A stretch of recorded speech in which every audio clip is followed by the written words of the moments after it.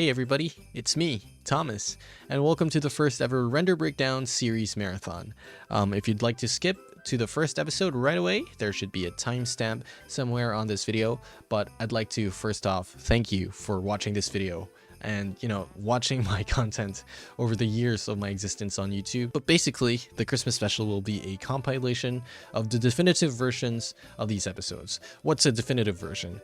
Basically, if they have extended versions available on Patreon, this will be the version that I'm using here, and there will be no integrated sponsored ads on the video itself. Thirdly, a lot of people commented about my editing style during the earlier episodes where there's like shaky text and shaky images.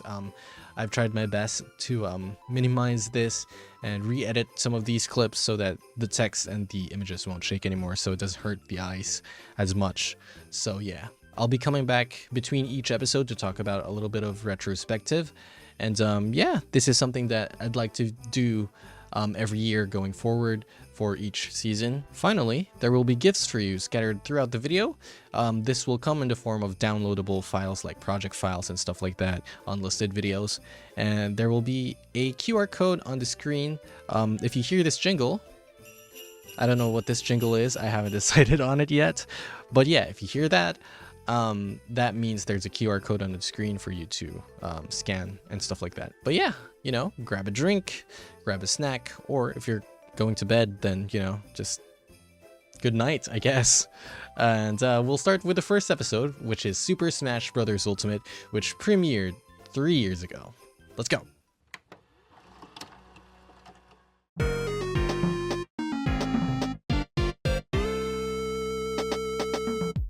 Whenever there's a new Smash fighter, there's always a new character render that goes along with it, typically with a modernized redesign, and that's always a neat treat to see. People enjoy it so much that fan-made Smash renders are a popular subgenre of fan art on its own. In fact, there are many artists and entire YouTube channels that are dedicated to making these faux renders, such as Curiomatic, formerly branded as the aptly named Smashified. When Smash Ultimate came around, we did get our usual dose of updated character renders, but there was also something else. Something new. The Smash Banner, or mural, the Everyone Is Here poster. We don't really have an official name for it. It's a fantastic piece of artwork where all the fighters are gorgeously painted in an action pose across the battlefield. And that is what we'll be trying to replicate today. Hello and welcome to the first ever episode of Render Decoder, a show where we study official video game artworks, break down its art style, then try our best to replicate it in the end. I'm your host, LR310, but you can also call me Thom, because I know, it's a mouthful to say. I think I've waffled on for long enough, so let's just jump right into it. When studying any piece of media, it's always helpful to look at the people responsible for creating them. In this case, the artist behind the Everyone Is Here illustration is Yusuke Nakano. Nakano is no stranger to Nintendo.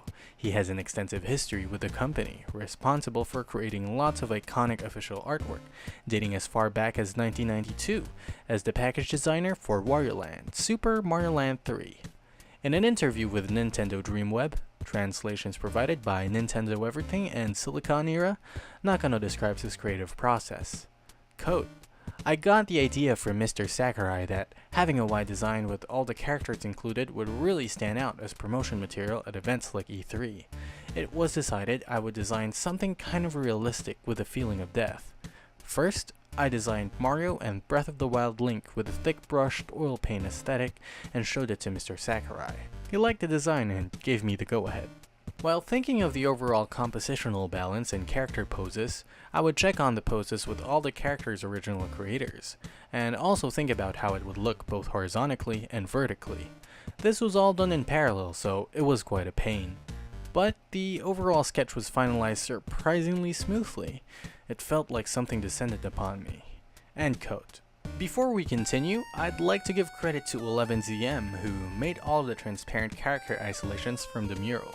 I've linked their Twitter as well as their deviant art in the description, so check it out. With all this in mind, let's take this proverbial hammer and try to break down the art style. As mentioned in the interview, the mural uses an oil painting aesthetic to achieve its look, although I'm fairly certain this piece was done digitally, or at the very least partially, since some of the strokes here don't seem characteristic of thick oil painting. I could be wrong about this, but either way, real oil paints are expensive and my trusty old tablet is the only thing I have with me.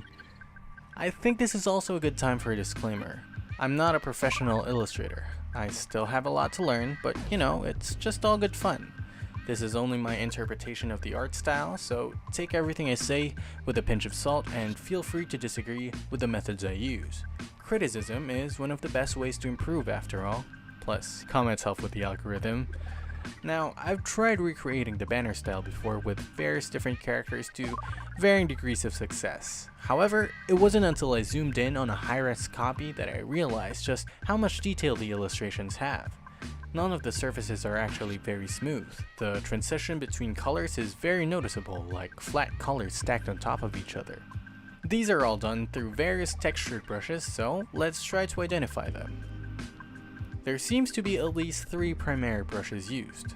A thick, solid brush to create the basic color blocking, a rough stippling brush used for blending, and a dry brush with prominent strokes for the scratchy, painterly textures. Let's try to make a material sphere to replicate this. I use Clip Studio Paint's default gouache brush. It doesn't matter what program you use, but I personally like this one.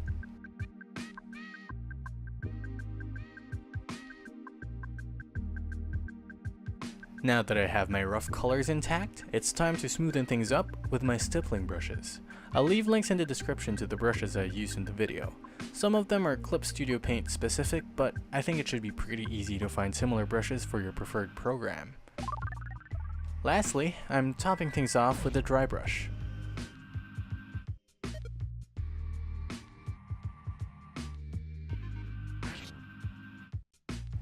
Great! The only thing left is a soft airbrush applied to the highlights to give it that glowing halo effect. Speaking of highlights, let's look at how the characters are lit in the banner. Most of the fighters seem to be backlit, which means the primary light source is coming from behind. This is especially evident with characters like Shulk, Kirby, and Mega Man, making their character silhouettes very visible. This helps make fighters distinct from one another, which is important in a piece where every character is meant to be the focal point. A softer, secondary light source is present for some of them as well, a blue glow coming from one side of the banner. This is especially prominent with characters like Yoshi, Ryu, and Piranha Plant. Other characters are additionally lit up by their abilities like Mewtwo's Shadow Ball, Pikachu's Thunder Jolt, and Mario's Fireball. A huge part of what makes the banner great is how much personality is packed in each of the individual illustrations. From Sonic's mid-run motion blurs that harken back to his Sonic CD sprites to something as simple as Diddy Kong eating a banana. Nakano has done a fantastic job in capturing the fidelity of each character with their dynamic and sometimes even interactive poses. Nakano stated that part of the process of creating the character illustrations is considering how they would be placed, as well as checking in with the character's original creators for the poses. Fortunately, my character of choice is Gino, and as a Super Mario RPG character, I think it's a given that I'd have to place him somewhere near Mario. Unfortunately, unlike Nakano, I can't validate the character poses with its original creators because I simply do not have those connections. So I thought of doing the next best thing. Now, I don't have the biggest Twitter following ever, but I ran a poll asking people which of the poses I've come up with they liked best, and while the answers were many and varied, ultimately, there was one that came up the most frequently. So, let's move forward with my pose rationale. When coming up with this pose, I made a rule for myself that it has to be something that hasn't existed before, at least in an official capacity. I didn't want it to look like a fake leak where you paste in an existing render and call it a day. I developed the pose alongside the Mario illustration so it would look right when I eventually stuck him in the banner. Gino is a stoic warrior type and a puppet, so I tried my best to communicate this with a serious, almost stiff looking pose. I contrasted this with his cape spread out to bring in more dynamic shapes, and utilized his move Geno Beam to bring in more action, and to also act as a secondary light source.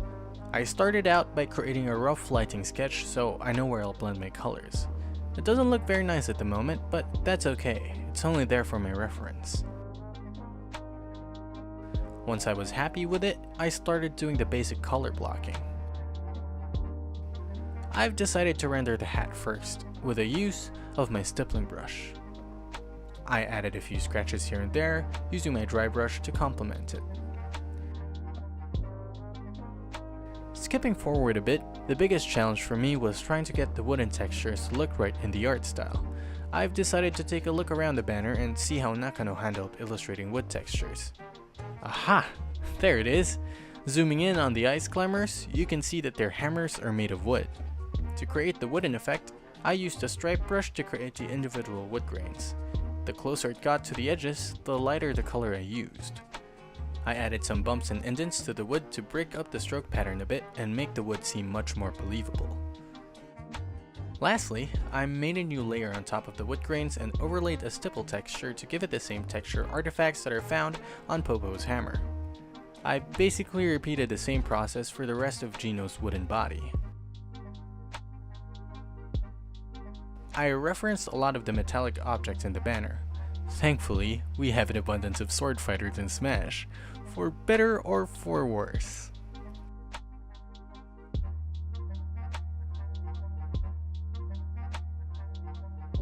Finally, the only thing left was adding in the Gino beam effect. I noticed that Dark Samus's charge shot was similar to the effect I was trying to achieve, so I referenced it and mixed it up with Ness's PSI effects. I then added in the secondary lighting effects. And ta-da! There you have it! An approximation of Gino illustrated in the Smash Meal art style. I know it's not perfect, and there's always room for improvement, but I did try my best, and if you stuck him in the banner, he wouldn't really stick out like a sore thumb, so I'll take that as a win. Before this video ends though, I've got one more thing prepared for you. Please, take a look.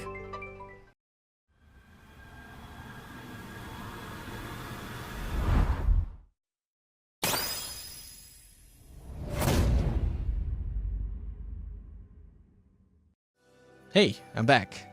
So the first thing you probably noticed is that the name of the series is not the same. It used to be called Render Decoder. I made the change because I found that the term isn't really easily searchable, and render breakdown just felt a lot more natural and a lot more straightforward into what I wanted to, wanted the mindset to be when you watch these videos. I never really took this series seriously until this year, honestly, when the Ace Attorney video blew up. And after that, I decided to okay, let's put gas on the pedal, people seem to like this stuff. And yeah, that's really why there's such a huge gap in between the first couple of episodes. Anyways, here's your first gift. Tchadan! There should be a QR code here somewhere. This is the project file for Phoenix Wright in the Smash Brothers art style. I hope you like it. Maybe the post isn't the best, but you could tinker around with it if you really wanted to. And yeah, have fun with that if you want. Let's march on to the next episode, which is Tears of the Kingdom. Let's go. Sorry, Link. I can't give credit. Come back when you're a little, richer. I promise we'll circle back to Morshu, but for now, let me set the stage. The year is 2017. The Legend of Zelda Breath of the Wild releases with the Nintendo Switch. The truth is, I didn't play this game when it first came out. Mainly because I didn't get a Switch until 2 years later, but also because I thought that an open world Zelda game would be kind of boring. Well, today it is regarded as one of the games of all time. One of the things I always admired about it though is its incredible art direction. It's the perfect mix of cel-shaded characters against the detailed scenery. It just looks really cool. Outside of the games though, it's a bit of a different story. I'm pretty sure you've seen these renders before. I mean, just a couple of weeks ago, people were all over this, father figure. Compared to the in-game graphics, these bad boys have textures, brushstrokes, style. These are the promotional artworks for Breath of the Wild, and also Tears of the Kingdom. They have their own sets of these as well. They're visually striking with powerful character poses. Instant classics. Something Nintendo never fumbles is their official renders. Honestly, they're a little intimidating to study, but we try our best. This is the art style that we'll be trying to replicate today. Welcome to Render Breakdown.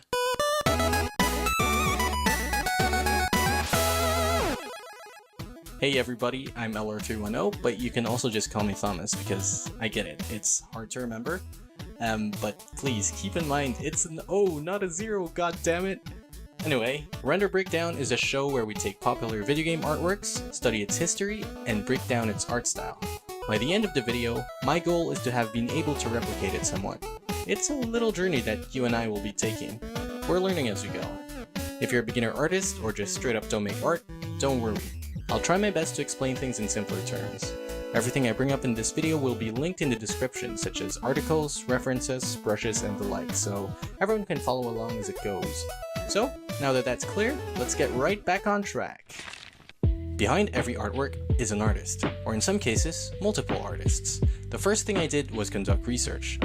I looked into who was behind the promotional materials and found a man by the name of Takumi Wada. He has worked on multiple Nintendo games and was the main illustrator for the Zelda series from Skyward Sword up until Breath of the Wild. Yes, he is also the man responsible for these gorgeous watercolor pieces. He then retired in 2019. Important side note, by the time of recording, Tears of the Kingdom isn't actually out yet, so I'm not sure if he's the artist for this one. We just don't have that information yet. Still, it's clear that the key art for the sequel follows his precedent, so I think it's still important to talk about his work. But as of now, who knows really.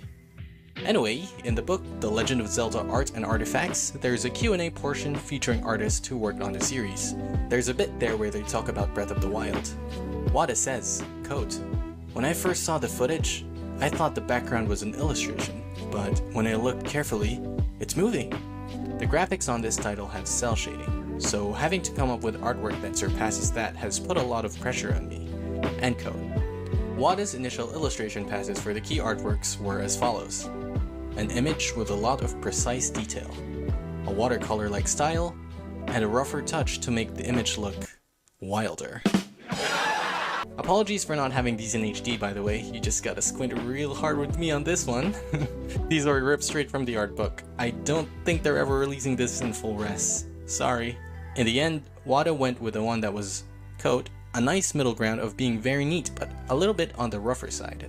And that's how we ended up with this masterpiece. Now, the next step is analyzing the artwork itself. I took to the internet and googled Breath of the Wild official art and tried to find the highest available resolution. But then I remembered, there's a website for that, PidgeyWiki. It's a community-driven website dedicated to hosting various video game media, such as artworks, promotional materials, logos, etc. I know this part kind of sounds like an ad read, but it's not. Wish it was though. You can find stuff like the Smash banner here in an insane resolution of like 24K pixels. It's a nice little website to keep in mind. Alright, let's take this artwork and zoom in on it. Nice. What I usually do is try to figure out what medium it is painted in. Judging by some of the brushstrokes here, I think it's safe to assume that this was painted in a digital art program. At the very least, partially, and made to have a sort of dry painterly gouache look. Big disclaimer, I wouldn't really call myself a professional artist. These are just my observations about the art that I'd like to share, and if I get something wrong, well, feel free to correct me in the comments. But more importantly, this video is just for kicks and giggles, so just for fun. I like studying things and, some people find it fun, I don't fucking know. While we're zoomed in, we can try and identify the different brushes that we need. I can see a couple different brushes used. 1. A general dry brush that gives us these very visible strokes. 2. A brush for making the finer details such as clothing prints. 3. A brush for individual brushstrokes. There are many places where you can download brushes for your art program. I personally use Clip Studio Paint, and it comes with its own asset store with thousands of brushes uploaded by its users. Some of them are free, some are not, you just gotta know where to look. But this is where I got this brush. Wobbly by 64 Suns. It's a great brush for making, well, wobbly line art. I'll be using this to emulate these kinds of individual strokes. For the rest of the brushes, I turn back to Google. Breath of the Wild style brushes. Luckily, my search didn't last long. I am far from the first person interested in recreating the style, and this is evident by the multiple brush sets I found based on it. I tried a couple of them myself before deciding that I like Frank QBE's Brush of the Wild brush set the best. They were made for Photoshop, but because they're in the .avr file format, you can use it in most other art programs as well. Neat. Okay, we've got the brushes on hand. Let's try and dissect the composition itself. Generally, the way the artworks are painted are fairly simple once you wrap your head around it. If we zoom in, you'll see that the finer details of the pieces are more implied rather than fully painted on, which is great. That means we don't have to do much. It's honestly a bit of a relief since I'm a lazy boy. Another thing to note is that gradients aren't really a thing in these pieces. That means that none of the surfaces are smooth. The colors aren't blended together. For the most part, these look like flat colors stacked on top of each other. If you look closely, there also seems to be a canvas texture overlaid on top of all this.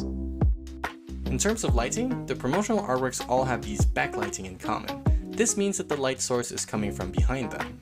You'll also notice that most of the shapes facing towards us are covered in shadow. It really gives the artworks these dramatic flares, and you get these highlights on the edges that look super cool and emphasizes the shape more.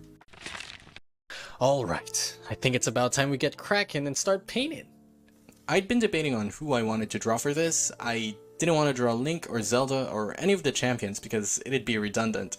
They already had their own cool official artwork, so I decided to pick another iconic Zelda character that most people would be familiar with but would never have his own official artwork.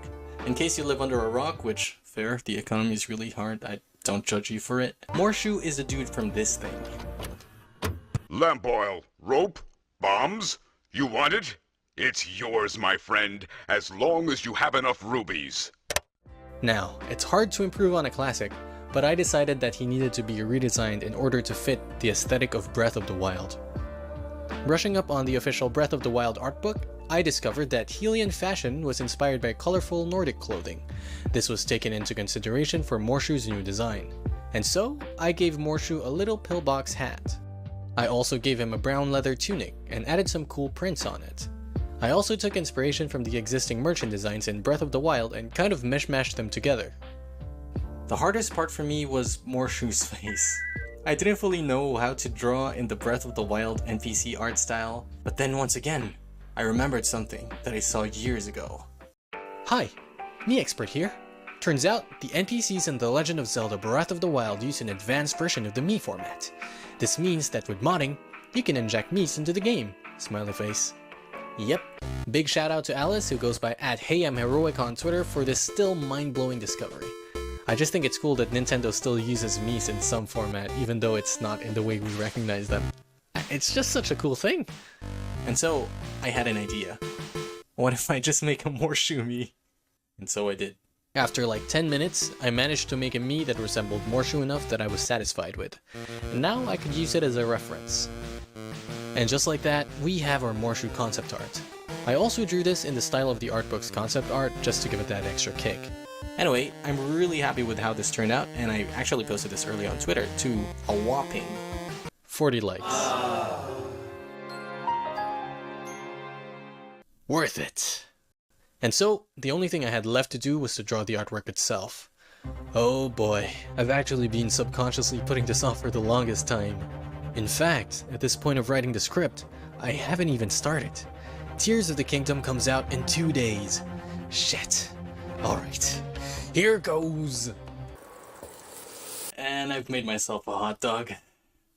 With these kinds of projects, sometimes I feel like my biggest enemy is myself. Half the battle with making art for me is, well, making the art.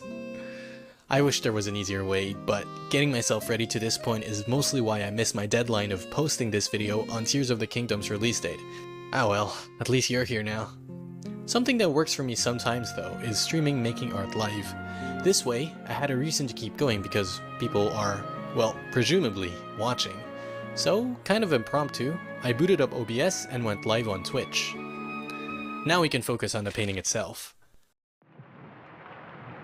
I started with sketching out the character's pose. I had decided on this earlier on. Once this was done, the next step was filling out the basic color blockings. Basically the base colors of the character. This just makes it easier for me to visualize, but other artists have their own process. Once that was done, I started doing the basic shading using the dry brush. I started placing the shadows, starting with the face. I quickly moved on to the rest of the body.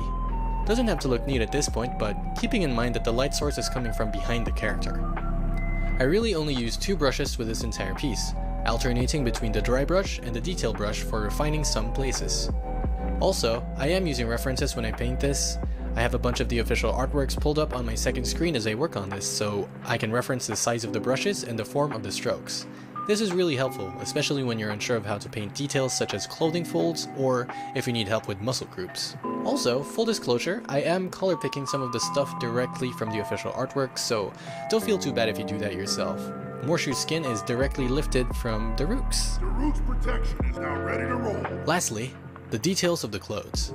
If you look at how they painted the print on Link's tunic, you'll see that on the official key art, they're really messy and simple. So I took the same approach when painting on Morshu's prints, messy and simple. Just a couple touches here and there, adding the Tears of the Kingdom background, and this is what I ended up with.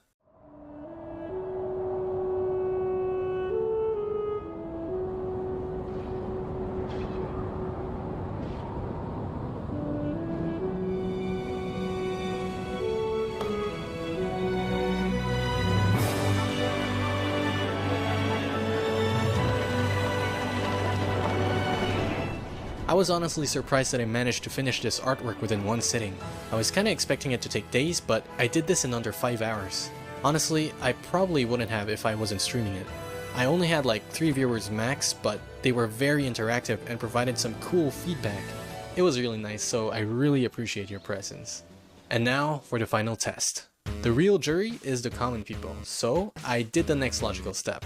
I posted this online.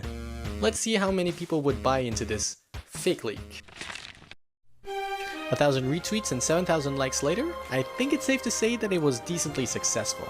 I'm really happy with how this turned out. Maybe it's not a super viral tweet, but I had fun reading everyone's responses to this, especially this dude and his friends. My apologies to everyone who believed this was real for a second and shattered your dreams. Sorry. I've been spending all this time working on this video, and now maybe it's time for me to actually play the game with the rest of you. This was really fun, and I hope you had fun watching this video as well. Let me know how I did. Did you think it worked, or did you think it kinda looks fake? And if you have any suggestions on what video game artworks you want me to replicate in the future, then please comment down below and all that crap. So, yeah, thank you. I'll see you on the next one. Bye bye. Hello, I'm back again. Yeah, I hope you liked this video. This was the first video where I used my face on YouTube. Prior to this, I've been, anonymous on YouTube a little bit, because my previous content was animations, and that's all I've really been doing for the longest time. So I made the jump because I wanted there to be a bit more connection between me and the audience. And yeah, I think it was for the best. I hope you liked it. Oh, and this was also the first time that the Render Breakdown theme song was used in a video. This was made by friend of the channel, Loader. And yeah, super huge thanks to him. If you want to listen to the full thing, here's the QR code for that. Hooray. Alright, let's move on to the next episode, which is Ace Attorney.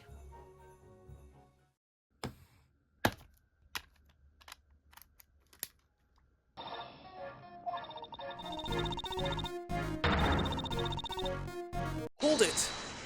Okay, let's start with a little bit of a story. Ace Attorney is a bit of a weird franchise, and I don't just mean in its content. It sits in this weird kind of niche where it's popular enough that a lot of people reference it in memes, but at the same time, I don't think a lot of people have actually played the games. Anyways, a long time ago, many years back, I got a Nintendo DS for my 10th birthday. And one of the first games that I played on it was Phoenix Wright. The thing is, I played it off of one of those funny little cards that had like 100 games on them. Of course, being 10 years old, I didn't know any better. It was just given to me along with the system. So, I bought the games on Steam now, I have them in my library. I'm chill, you're chill, we're chill. So, Nintendo, or would it be Capcom's problem, actually? I'm not sure. Either way, please, don't sue me. As I grew up, these games have been a huge part of my interests. Part of that hyperfixation is also wanting to create my own Ace Attorney fan game. A huge proponent of that, for me at least, is making art in that same funky pixel art style. But how exactly do you do that? Well, if you're curious like me, then today is your lucky day because that's exactly what we're going to be talking about today. Welcome back to Render Breakdown!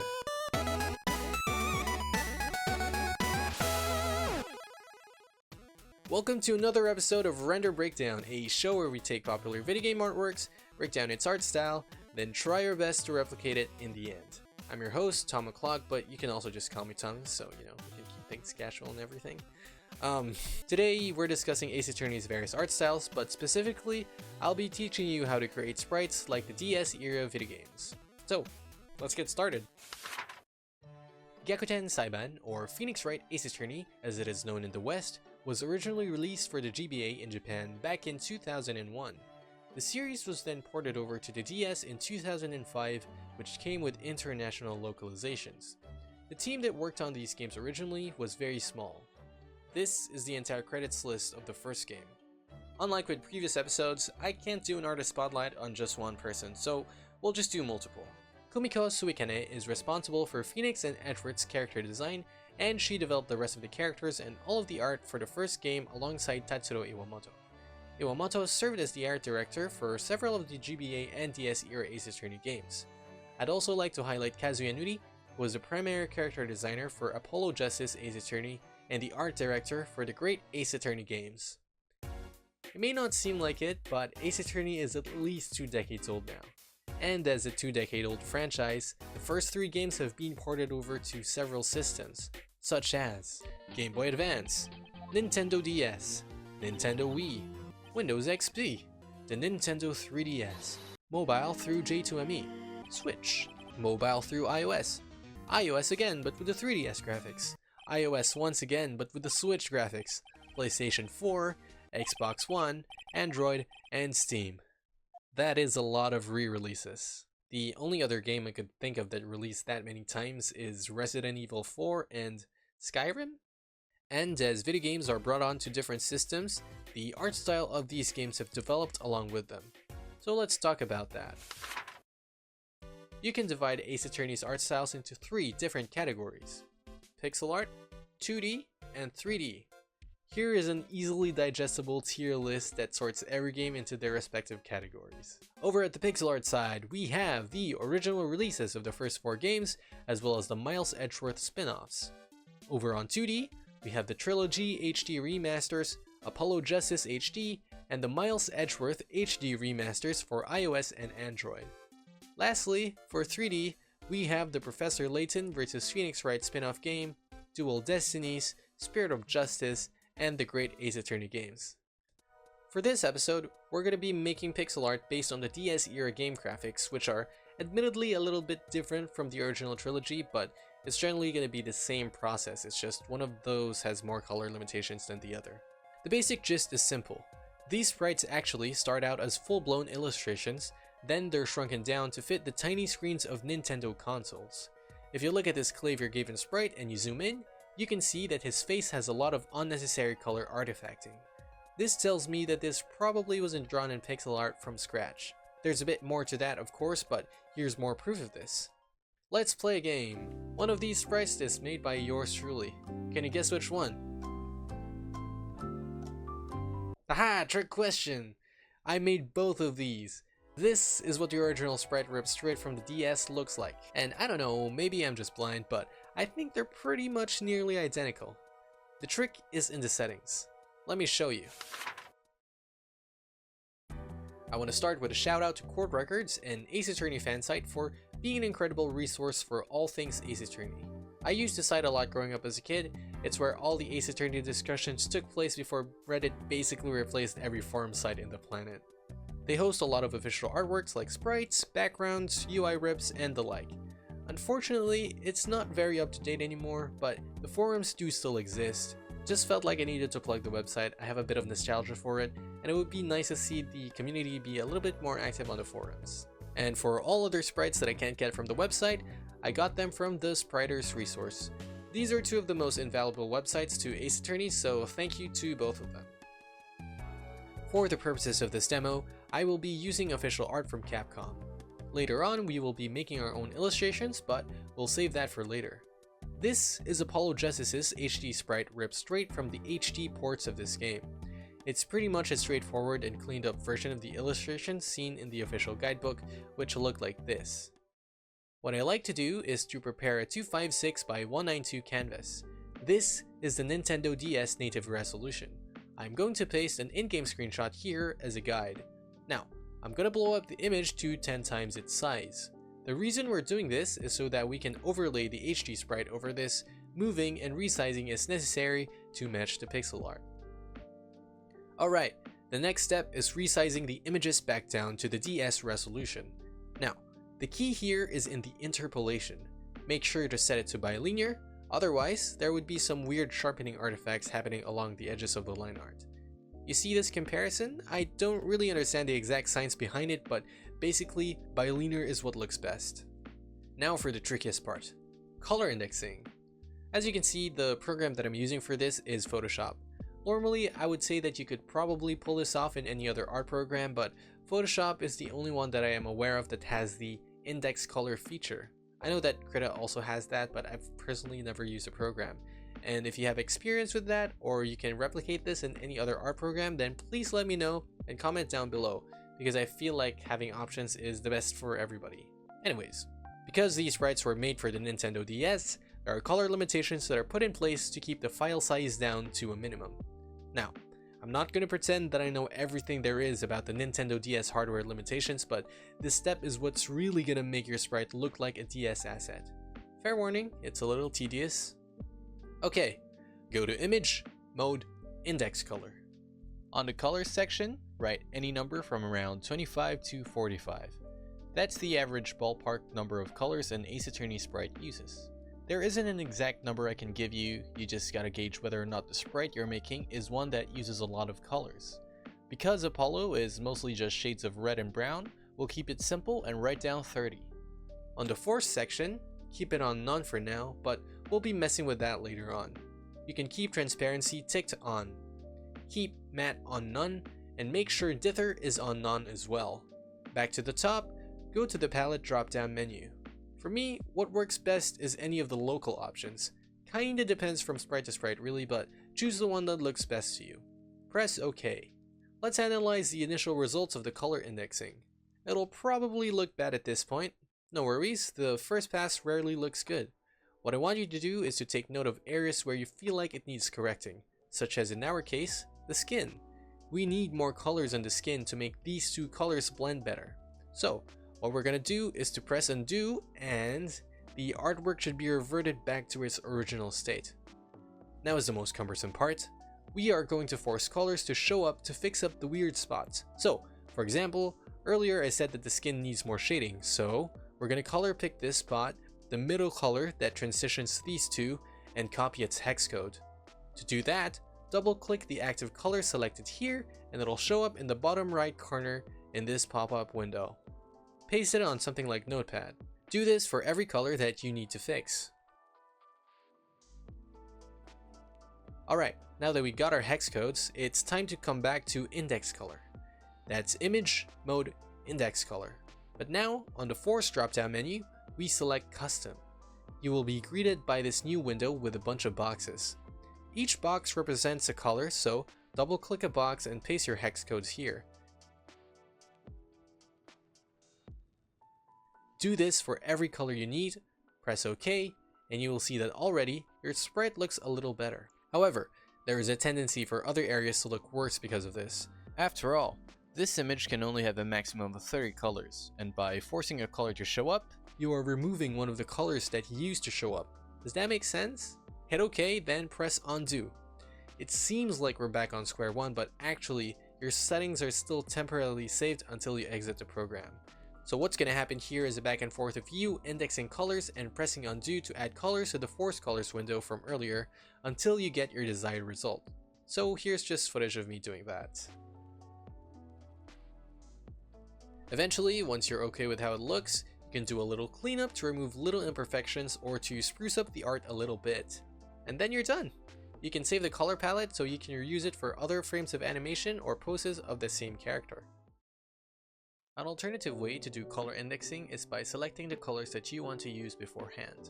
We'll be working on this illustration that I made of Giselle Brett from The Great Ace Attorney, which you can see is very colorful. So first I will be selecting the base colors. Let's ignore the shading for now, and I'll set the base colors aside here so that we can visualize them. So that's the blue from the shirt, there's the pink from the ribbon, there's the skin color, there's the hat, the white hat, there's the teal, there's the yellow. Okay, we got a total of 11 base colors. The next step is getting the line art colors of each of them. So we're just going to zoom in here and do that. So we're going to color pick this for the blue and put it right here so that we know it's for blue. And color pick this for the pink, and so on and so forth. Alright, now we should have 22 colors. Next up is shading. Basically, we're going to color pick the most distinct colors that we see. Each color typically has around 4 variations. That's the base color, there's the shading color, there's the darker shading color, and then there's the line art. So that's supposed to look something like this for the blue. And for the hat, that'll be the base color here, the shading color, the darker color, and the line art, which is this one. Sometimes I like to add a 5th color, which is the transition color between the base color and the shading color. So for example, if it's for the blue here, it's gonna be this color. So yeah, basically I'm gonna be color picking the colors that I see, and I'll come back to you right after.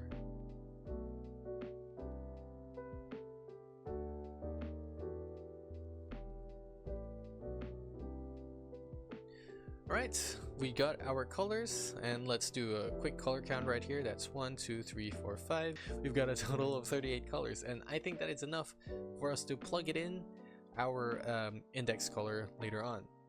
Whew, that was a bit of a mouthful. I hope that process made sense, and it was honestly kind of difficult trying to put it into words, but if you have any more questions or anything you need to clarify, then please don't hesitate to leave a comment down below, and I will try my best to get back to you. Now we're circling back to the intro. I thought it would be fun to make a little demake of The Great Ace Attorney, a game that originally released for the 3DS, and conceptualize it as if it was released for the Nintendo DS. So, for this demonstration, I will be demaking Ryunosuke, the ancestor of Phoenix Wright.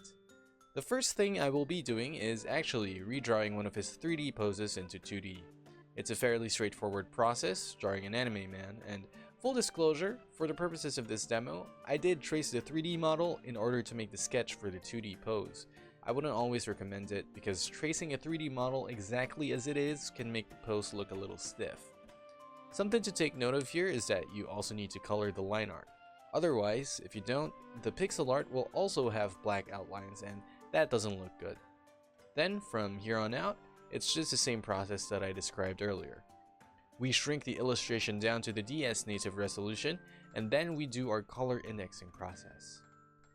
You can see that I do a bit of back and forth. I always compare what the sprite looks like with the official one so that I can adjust it to look more uniform with the official art style. After a bit of back and forth and some little sprucing up, this is what I ended up with. Now for the fun part. My goal for this episode is to recreate a scene in The Great Ace Attorney where Ryunosuke shouts objection for the first time, as if it was running on the DS hardware. Originally, I wanted to actually make a playable NDS demo using DS Game Maker, a program that allows you to make simple DS games, but ultimately, because of time and effort reasons, decided against it. Instead, I learned how to use After Effects and made everything there, making sure it looks as authentic as possible. I commissioned my friend Dialga22239 to make a rendition of the tracks heard in the scene using the DS sound library, and I really liked how they turned out, so big shout out to her. Lastly, I got the Great Ace Attorney DS textbox UI off of the Court Records forums from a user named Fury Explosion, so thank you to them as well. And with all the assets that we have now combined together, this is what we ended up with.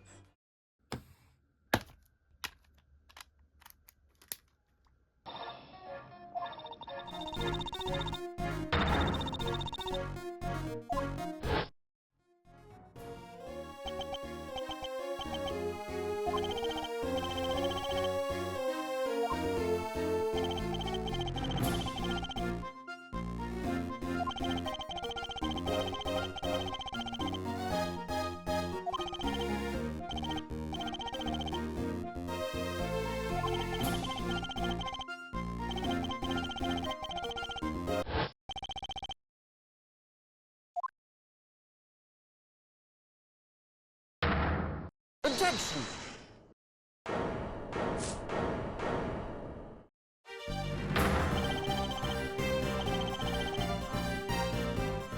The final thing to do is to post this on social media sites and have the audience be our judge and jury. And I'm happy to say that it was received decently well. I got a lot of nice comments. Except on TikTok, which the video didn't really take off or anything. I don't really understand the platform, but at least now you know that I exist there, so maybe you can throw me a follow or something. If you like what you just watched and want to see more render breakdown more frequently, then leave a like on the video, subscribe if you aren't already. If you want to support me a little more directly, I have a Ko-fi where you can leave a tip or commissioning me through there as well. Leave a comment and tell me which video game art style you want me to recreate next. I have a couple episodes lined up already that I'm working on, and one of them is Kingdom Hearts, which is something that one of you suggested. Lastly, I have an important announcement. I changed my username everywhere recently. I am now at ThomO'Clock everywhere except for Twitch, where I go as Other Thom, and my second channel as well. But yeah, otherwise I am ThomO'Clock on Instagram, TikTok, Twitter. Nobody could remember my old username, and I don't blame you. Yeah, so it's for the best.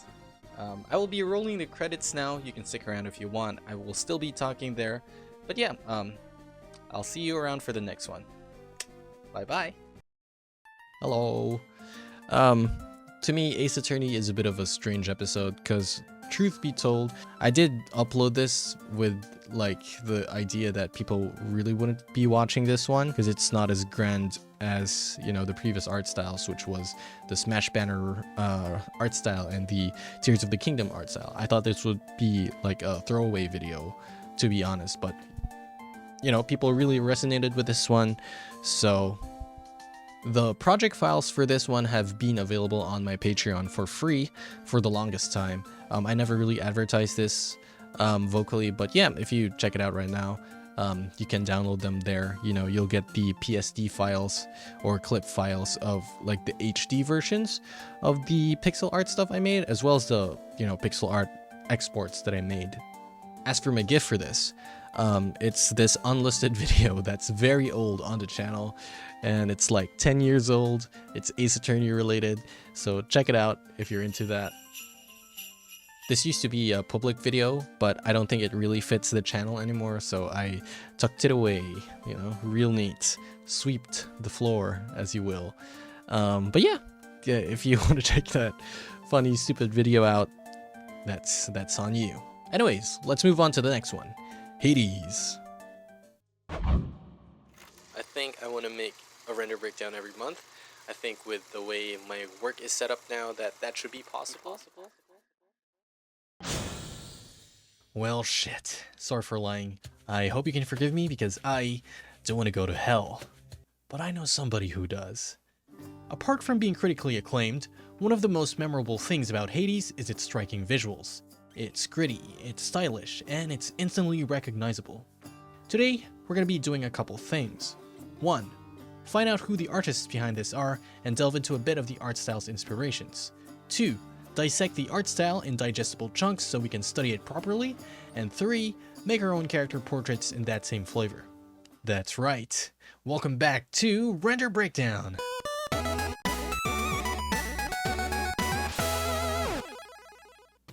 Hey everybody, my name is Thomas, and welcome back to another episode of Render Breakdown, a show where we study popular video game artworks, break down its art style, then try our best to replicate it in the end. This episode was requested by Choco Drops. I ran a poll on the community tab to see which episode you wanted me to prioritize next, and Hades was the winner. So, I think that's enough yapping for now, and let's just get right into it. In an interview led by MCV Develop, art director of Supergiant Games Gen Z states, quote, "A through line of the influences that I love to draw from are that they're often traditional or rooted in classical art. On our previous game, Pyre, I'd gotten really into some pen and ink artists. The inky influence I'd wanted to incorporate into Pyre was resurrected in Hades. At the inception of the project, we thought that the art style would be painterly. We ended up pivoting to pen and ink when the narrative and tone changed drastically during pre-production." End quote. This explains a lot of what we see in the art style, the deep black shadows reminiscent of comic books like Hellboy.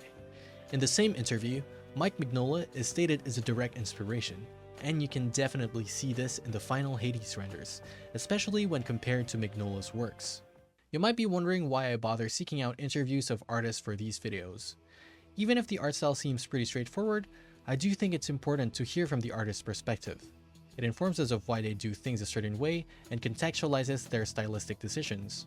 In our case, now we know that the art style is supposed to be emulating pen and ink. Sure, you might be able to tell this from a glance, but I do think it's still important to hear from the artist directly. Besides, for me, half the fun is learning about the stories of the people behind the artworks that I love. In an internet that's rapidly being filled with generative AI, I do think it's nice to put a name behind the people who make games. With that out of the way, let's get our magnifying glasses ready and try to pick apart the artworks themselves. And what better character to start with other than Zagreus? Alright, let's zoom in a little bit.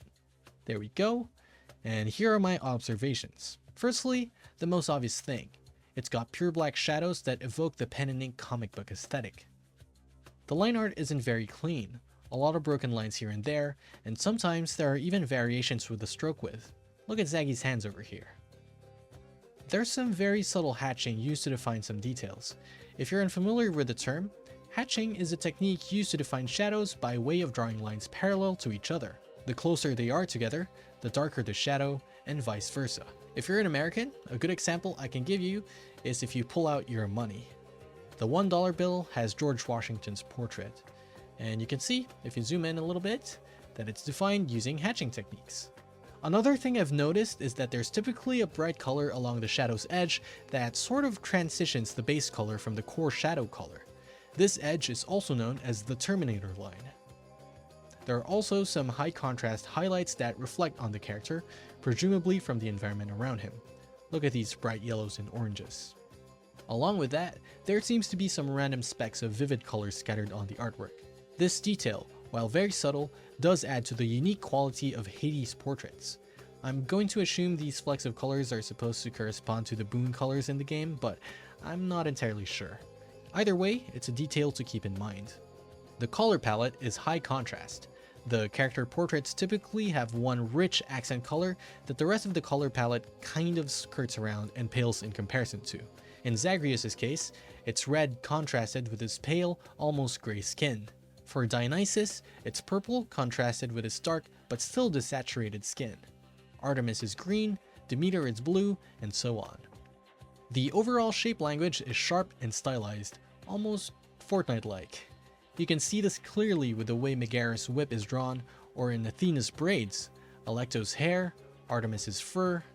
This isn't to say that smooth edges can't exist within the art style. There are certainly characters that have smoother features, like Zeus's beard coalescing into a cloud formation, or Poseidon's hair flowing like water, even Aphrodite's locks curling into hearts.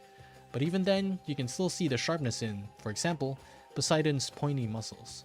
I think ultimately you should decide whether or not this makes sense for the material of the object or for the character in general. Lastly, there is an aspect of abstract simplicity. I'll expand more on this later when we're actually making the artworks, so just put a pin on this for now. With all that said, here's a simplified version of everything I just said in a convenient list form. I know YouTube loves its lists. If we were to make a material sphere with the characteristics of all the things I've listed, it should look something a bit like this. With our light source coming from the top right, you can see the pure black shadows here, the Terminator line color over here, some subtle hatching details, flecks of random colors. You can even see my attempt at the Hades shape language by making the ball imperfect. In the same interview with MCV Develop, Gen Z says that the 2D assets were made in Photoshop. Luckily, we're not going to be animating anything or making any 3D models, so we're just going to be using a similar art program. My program of choice is Clip Studio Paint, or CSP for short, but you can 100% use any other standard art program for this. I ran a poll on my Twitter page to see who your favorite mythology-inspired video game character is. I only got 15 votes, so you should probably follow me on there so I don't look like a total loser. Anyways, Palutena is the winner. Hooray! But I wanted to do some warm-ups before going for it, so I decided to go for the second best pick as my practice character. Kratos from God of War Ragnarok. I started with a rough sketch. I tried to match Zagreus' proportions in relation to head size versus body size, with some leeway because obviously Kratos is a lot beefier.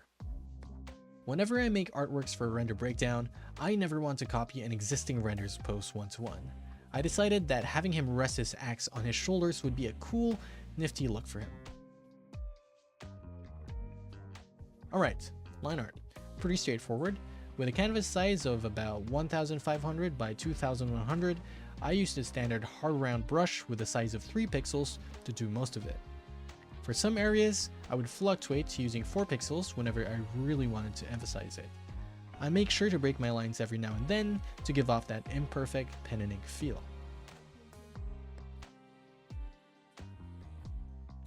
Now we're moving on to some color blocking.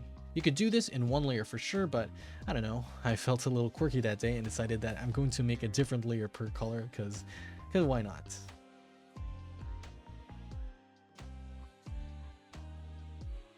Now we're doing the pure black shadows. I decided that the light source would be coming from the top left, and so I made the shadows in accordance to that.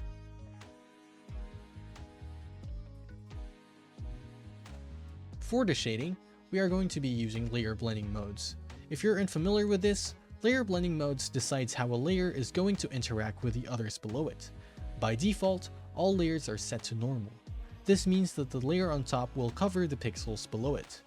All the other settings will make your layers see-through with different effects. You should play around with them to see what they do, but for this artwork specifically, we'll just be using multiply. I set the layer's opacity to about 70%. Starting with the face, I decided that I wanted the skin to have a bluish tint for the shadow. In contrast, I chose a bright orange color for the Terminator line. My reasoning for this is that they contrast great against each other as they are opposite colors. You might not want them to contrast like that all the time, so choosing colors is up to your discretion, just make sure it makes sense for your work. I also have a third shading color here that's much lighter and acts as a sort of global luminescence or subtle highlight. One of the things that I want to point out with my translation to the Hades style is the fur coat. Compared to the official God of War Ragnarok artwork, my rendition is very sharp and stylized. I reference this off of the way Artemis's own fur coat is drawn in Hades. It's a good idea to compare similar items between both art styles, especially when you're translating one art style to another. It's also a good reference for how coloring is handled as well.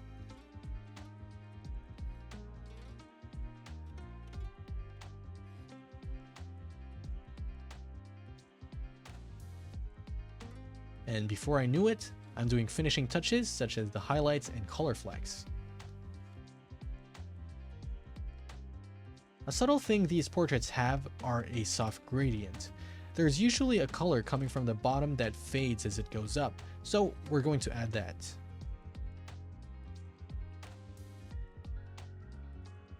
Finishing this all off with an outline on the entire artwork. The Hades portrait seemed to be outlined with a stroke, so I did the same thing here.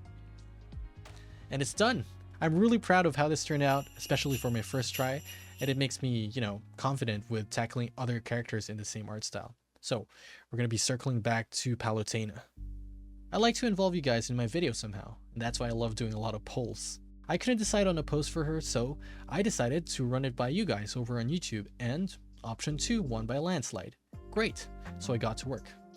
Honestly, I initially had some trouble with trying to translate her into Hades, mostly because of her face.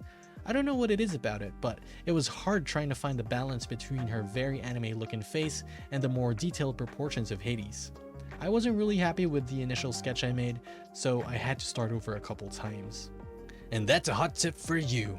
If something isn't quite working out, or you feel like you're stuck somewhere, well, it might be good to abide by this principle sometimes. Kill your babies. Start fresh. It's alright. Don't be afraid to start over. It's never too late, in art or otherwise. Because after I did that, well, I eventually ended up with a sketch I'm much more satisfied with. One of the bigger challenges I faced in drawing Palutena is drawing all of her accessories. There's just so much of it! Luckily, one of the characteristics of the Hades art style is its abstract simplicity. This is what I was talking about earlier. Things that would typically require a lot of detail are simplified into something more abstract. You can see this with Artemis and her horns. or this chain necklace on Karen. You see how they're drawn as broken lines instead of being detailed? It's like they're melting into each other. Here are other official Hades artworks that employ this technique. This makes it really easy for us to draw the details of Palutena's accessories by simply retaining their basic silhouette. Just pretend they're sort of melted a little bit. I don't have much else to say here that I haven't already with Kratos, so I'm just going to let the rest of this speed paint play out.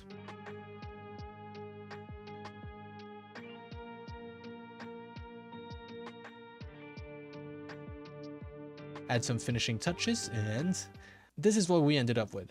As always, I'm happy with how this turned out, and I'm glad to have another art style added to the render breakdown arsenal.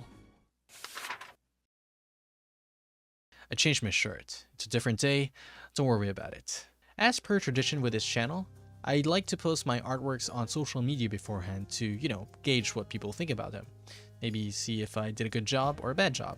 So I posted this on Reddit, and well, it didn't do crazy numbers, but hey, 800 upvotes. That's gotta count for something, right? I'm glad to at least be able to fool one person. Sucker. Just kidding. I have a semi-important announcement to make. I've opened up a Patreon. One of my tiers gives you access to all the project files from all the render breakdowns so far. This means PSDs, clip files, and more. I've included the 7-day free trial so you can check it out for yourself, and technically this means you can hop in and out and grab the files if you really wanted to, but of course, I'd prefer you stick around. Well, either way, I'd love to hear your thoughts on this. Do you think I did a good job, or do you think I didn't? And if so, how do you think I should improve? Alternatively, if you think I did a really bad job and you feel the need to leave a mean comment down below and fight everybody in their place maybe, well, that's not ideal, but you're very welcome to do so. I love comments. I eat them for breakfast. Sorry, what the fuck was that? If you'd like to support this channel without spending any money, then I trust you already know what to do. Liking, commenting, subscribing, all that shit. So, what video game art style do you want to see me do next? I already do have a video lined up for October and December. They're pretty special episodes, so I hope you look forward to them. I'm really excited for them to materialize. And yeah, it's just, me battling myself over editing and time. But I'm hopeful. Hello. Okay, so Hades is the first episode to have a extended version. It's not by a lot, just a couple of seconds. I had the idea of trimming the intro skit a little bit shorter, just because I felt like it was bad for the algorithm to extend my intros to longer than a minute, and that's been my philosophy, since going forward. I have to keep the intro a bit short, even though I want to do funnier things on it. I don't know if you find them funny, actually. Maybe not, maybe it's a little cringe, but hey, I think being cringe is a vital part of the YouTube charm, so have at it.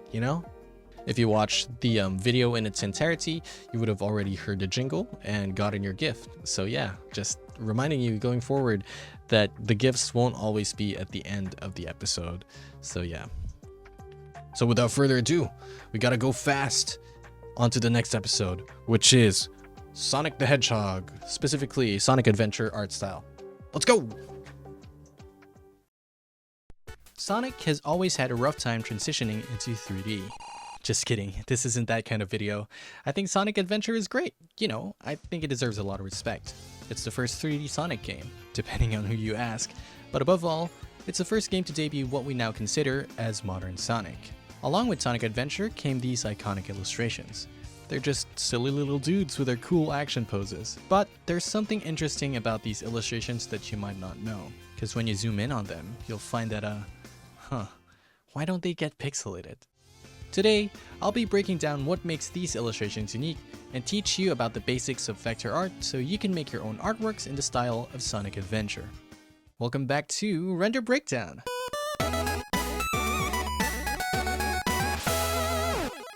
Hey everybody, my name is Thomas and welcome to another episode of Render Breakdown, a show where we study popular video game artworks, break down its art style, then try our best to replicate it in the end. There's a lot of Shadow the Hedgehog content coming out this month, so I figured I'd ride the hype train by celebrating the game series that brought us to the world's edgiest hedgehog. So, without further ado, let's jump right into it. Despite being closely associated with Sonic Adventure, this art style, fathered by Yuji Oikawa, actually made its first appearance in the Sonic R official soundtrack disc. This was a full 11 months before Sonic Adventure's Japanese release date. Oikawa was also responsible for the major character redesigns of the recurring Sonic cast, being tasked with modernizing these classic designs into more of what we see today. In an interview with Sonic Channel, translations provided by Uncle Winty's Brownie Hideout, Oikawa states, quote, "After much trial and error, I finally decided to raise Sonic's height a little, add color to his eyes, and open his mouth a little, which had been closed before, to show his white teeth, emphasizing his mischievousness. I wanted to make Sonic's actions look bigger and bolder than before, and to emphasize his American flavor. I also wanted to make it easier to express the character of Sonic through his poses and visuals outside of the game." It's important to understand that Sonic as a character draws heavy influences from American culture. This is why he's really into chili dogs, or why he's sometimes depicted skateboarding. This also extends to his original character design by Naoto Oshima, taking heavy influence from classic Fleischer cartoons like Oswald the Lucky Rabbit, or more famously, Mickey Mouse. Of course, Oikawa's redesigns don't really look like that anymore, but I think it very much maintains the American cartoon feel, just a little bit edgier. One of the things I like to do when doing my research is zooming in on the artworks, and something that immediately stuck out to me was how blobby the line work is. It's clean, but it's not exactly consistent. Then I saw these weird artifacts. It's like there's a thin seam on some of the edges of the shading. This kind of artifacting is something that's common with vector art. On top of some of the weird telltale signs on the line art, I immediately had my suspicions. Is this vector art? Let's find out. And on that note, what exactly is vector art? Basically, these are digital illustrations that are created using points and lines and shapes, as opposed to being drawn with pixels. They're more commonly used for logos or UI elements. Vector-based illustrations typically have a certain look to them. Flat colors, smooth and geometric shapes, super clean and well-defined edges. It's very common in a lot of corporate branding materials, like these corporate Memphis artworks. I say typically because you can definitely do more with vector art, as we'll be doing in this video.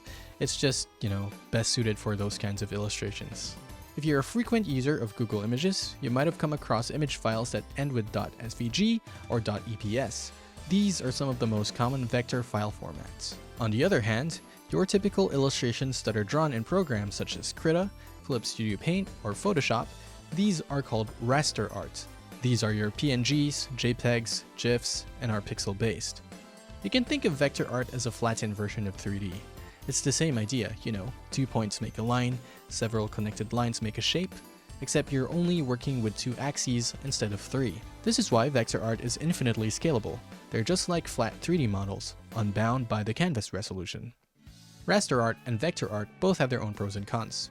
If you want to make something more painterly, like say the Disco Elysium portraits, then it's going to be more trouble than it's worth if you do this in vector art, because you can't just blend colors together as easily if they were pixels.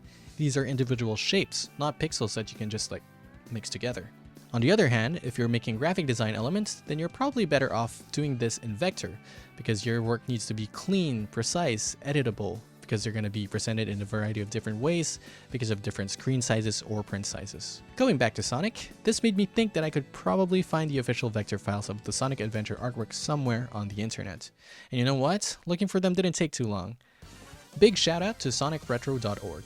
They host a lot of official Sonic artworks, and they also have their own forums. I was able to track down one of Sega's press kits from the 1999 Nuremberg Toy Fair from one of their forum posts. This contained .eps files of some of the Sonic Adventure era artworks. Huge thanks to user Ice Knight for uploading this to archive.org. Something curious about the Sonic Adventure vector files though is that they're only ever available in the flat versions without the shading. We'll circle back to that later on in the video, but for now, let's analyze the exported PNGs themselves. Let's list down some of the art style's characteristics. The artworks have a cartoony look to them, characterized by their thick black line art. The line art is thicker on the outside than it is on the inside, where you'll find more details. You'll also notice that some of the points where the line work intersect are rounded out on the corners. The line art is also generally blobby and not uniform, which tells me that the tool used to draw this involves pen pressure. The artworks are very rounded. You'll hardly find any sharp points in them, even when you look at the tips of Sonic's quills. The light source is kind of non-existent. I suppose you can interpret this as being backlit, but I don't think the shading follows any specific direction. At the rim of every shape, there is a highlight that fades away into a gradient. The way the rim is drawn is typically, the gradient is coming from inside the shape and fading out into the base colors towards the line art. I hope this explanation makes sense. Immediately following that seems to be shadows casted by the shapes of these rim lights. Again, it kinda doesn't make sense, but you just gotta roll with it. You can kind of visualize the effects of these gradients plus the rim light as something like sand dunes if you tilt the perspective in your head. Last but not the least, the poses are very dynamic and stylized. I know there's a bit of criticism about Sonic Adventure 2 poses looking stiff when compared to the first game, but if we're being completely honest, I still like them either way. You know what this overall reminds me of? Graffiti. I can't say with 100% accuracy that these artworks are inspired by graffiti because I found nothing about it on my research, but I think it would make sense. Just look at how much flow and movement these pieces have. I just think it would make sense. But I can't cite sources about it, so don't quote me on that. If we distill all of our observations into a material sphere, it would sort of look something like this. Okay, so you've got all these characteristics listed down, and you know that they're drawn in vector.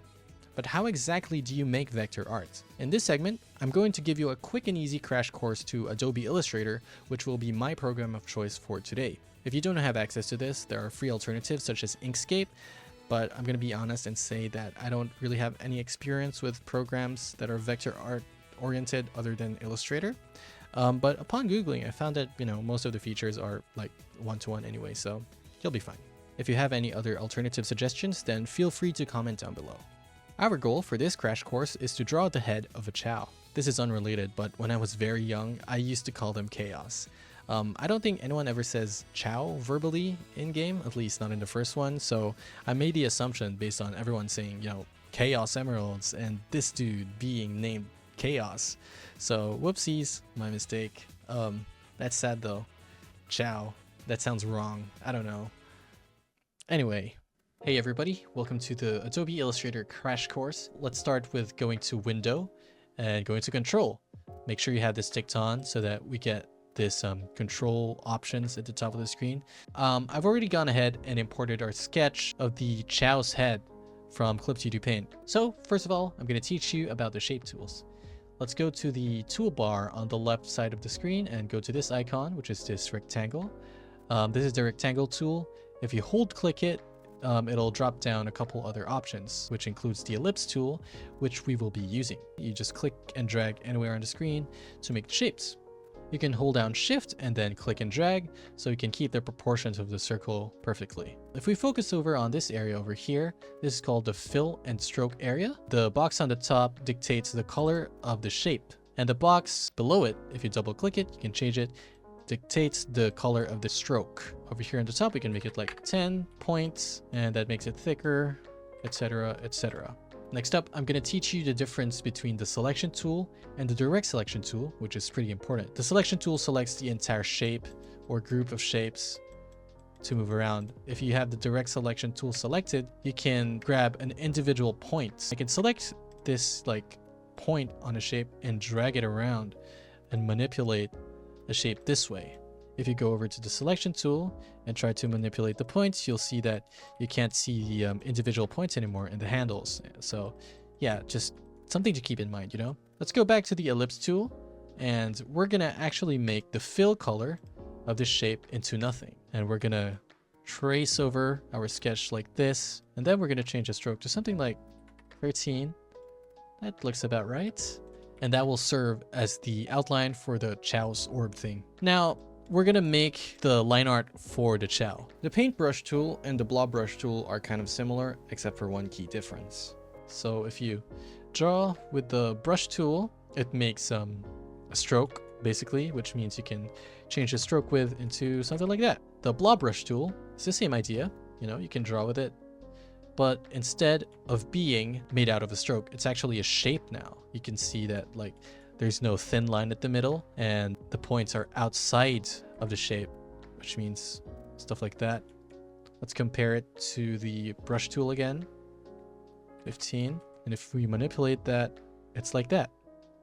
I hope you see the difference between the brush tool and the blob brush tool. what we're actually going to be using is the blob brush tool. Now you can see a major issue that we're facing. This line art looks like crap. That's because by default, Adobe Illustrator does not have pressure sensitivity. So we're actually gonna go ahead and make our own brush. We're gonna go over here to Window, Brushes, and then we're gonna hit this key over here, the new brush. We're gonna make a new calligraphic brush.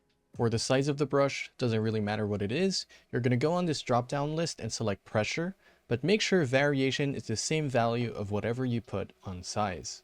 We're gonna rename this into pressure sensitive brush. Press OK. And you'll see that we have a new brush thing over here. So we make sure you have that selected. Now you can see that it changes based on the pen pressure that I'm exerting on my tablet. Don't worry about it if your drawing is a little messy. It's something we can fix later on with the eraser tool. Switch on over to the eraser tool and let's make it bigger with the brackets. And we can erase the blob brush tool. This is why also we're doing blob brush tool and not the brush tool, because you can't erase strokes with the eraser tool.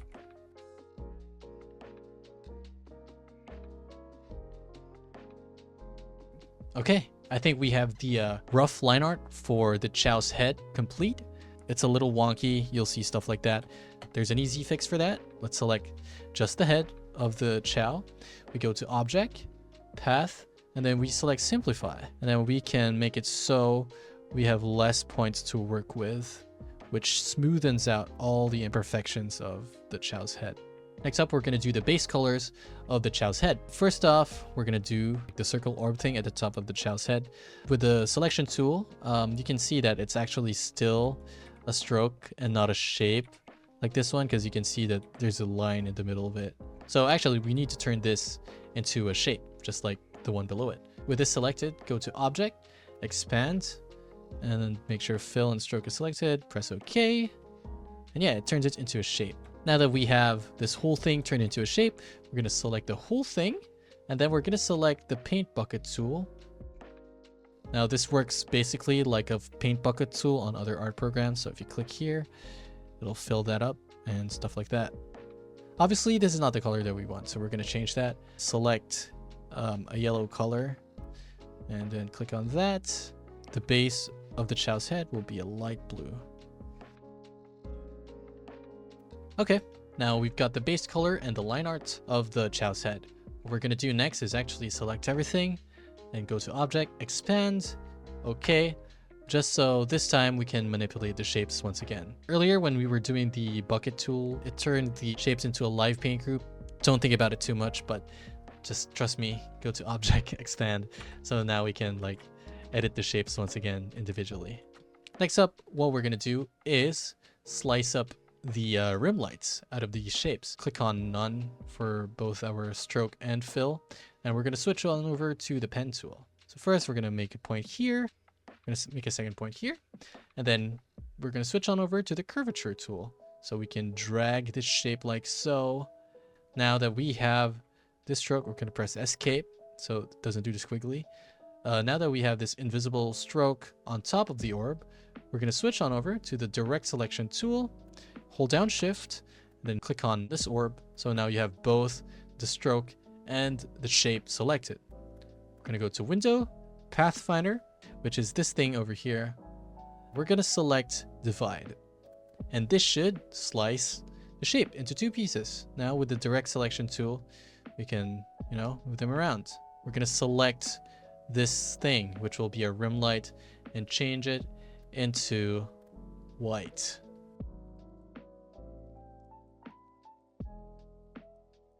We've got the base shapes and the line art and the rim light all worked out.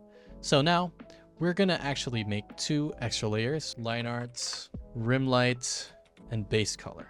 We're gonna select with the direct selection tool all the black shapes, which would be the line art, holding down Shift click so that it selects multiple. And we are gonna press Ctrl X so we can delete it. And then go to the line art layer, press Ctrl Shift V to paste in place. Now we're going to go back to the base layer, and this time we're going to select the rim light.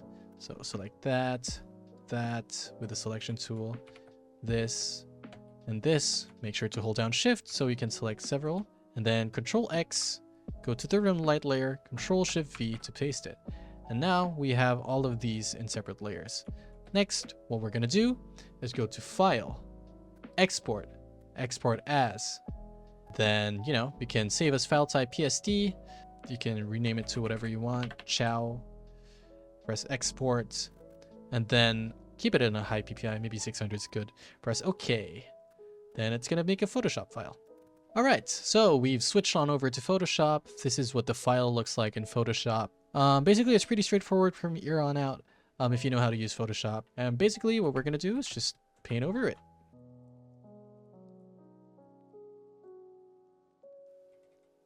After that, you're pretty much done. That's the basic gist of it. You can do like adjustments and whatever. Obviously, it's a little wonky because I'm just making this for a tutorial. But basically, that's a crash course on the pipeline from Adobe Illustrator to Photoshop for making the Sonic Adventure artworks. There are ways to make gradients in Adobe Illustrator without having to go to Photoshop, but it's a bit more involved. We'll talk about that later. For this episode, I've decided that I'm going to draw the Star Fox crew in the Sonic Adventure art style. Thought it'd be a good fit, since they're all anthropomorphic characters. I ran a poll here on YouTube asking you guys to pick between Peppy and Crystal. This is me low-key gauging which incarnation of the Star Fox team you wanted to see, and Peppy won, so I went with the classic squad in their Star Fox Zero designs. Something else I wanted to point out is that I didn't completely redesign the Star Fox crew into the Sonic style proportions with the big eyes. I thought about it, but ultimately decided against it. I did find this cool fan art from Twitter user @OkaRockarena of Fox in the style of Tails from Sonic. It looks really cool, so I didn't want to redo something that already exists. Plus, if Sonic and Star Fox were ever to cross over, I don't think either franchise would actually adjust to the body proportions of the other. Like for example, this promotional artwork from Sonic Lost World from the Skyward Sword crossover. Doing so otherwise makes them a little unrecognizable. Like, if I adjust Falco's features to be closer to Jet the Hawk to a point where he loses his wings, it's gonna be a little weird. I did adjust the smaller details though. Things like the way the clothing folds into this parentheses-like structure, the way the fur and the ears are drawn, and the general level of detail to still match the Sonic Adventure art style, just without the noodle legs and proportions. Starting off with the line art.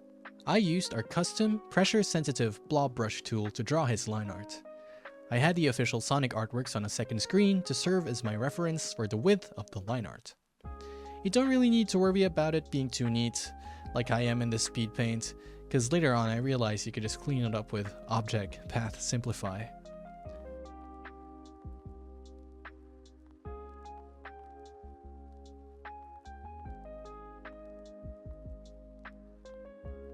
Now replacing the flat colors with a live paint bucket tool.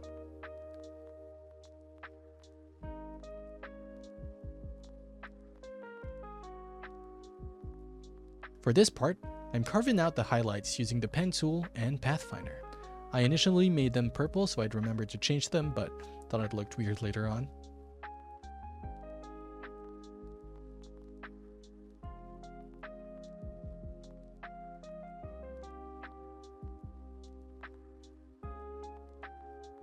Switching over to Photoshop. This is just me doing the shading using a soft brush.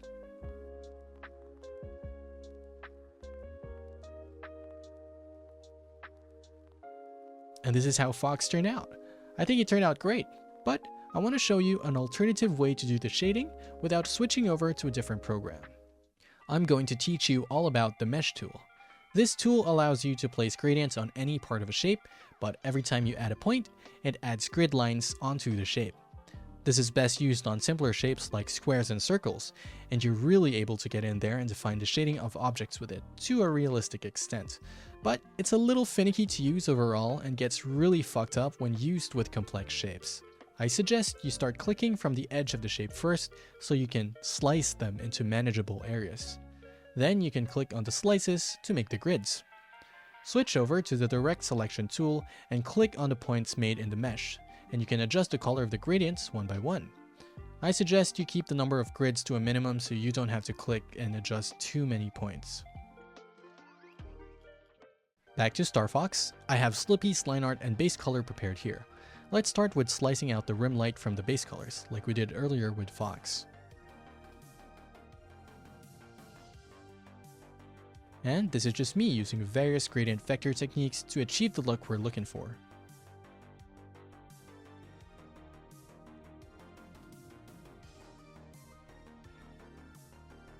And this is how it turned out. And that's pretty much it. It gets pretty annoying to use, so I completely understand why the shading is done outside of vector, but I'm just here to show you that it's technically possible. I think what Yuji Oikawa did was, export the files into PSD like I did with Fox and just paint them over there. What's cool about this Slippy artwork is that you can scale this to be as big as you want, and it'll be fine. If you want to play around with this, you can download the vector files for Slippy from my Patreon for free, even if you don't become a member. And this is what they all look like together. I think they turned out great, and I'm really happy I took the time to give them cool action poses. But even if I'm proud of my work, there's still one thing that concerns me. Will the internet like my work? I like posting these artworks on the internet beforehand to gauge what people think about them, see if I did a good job.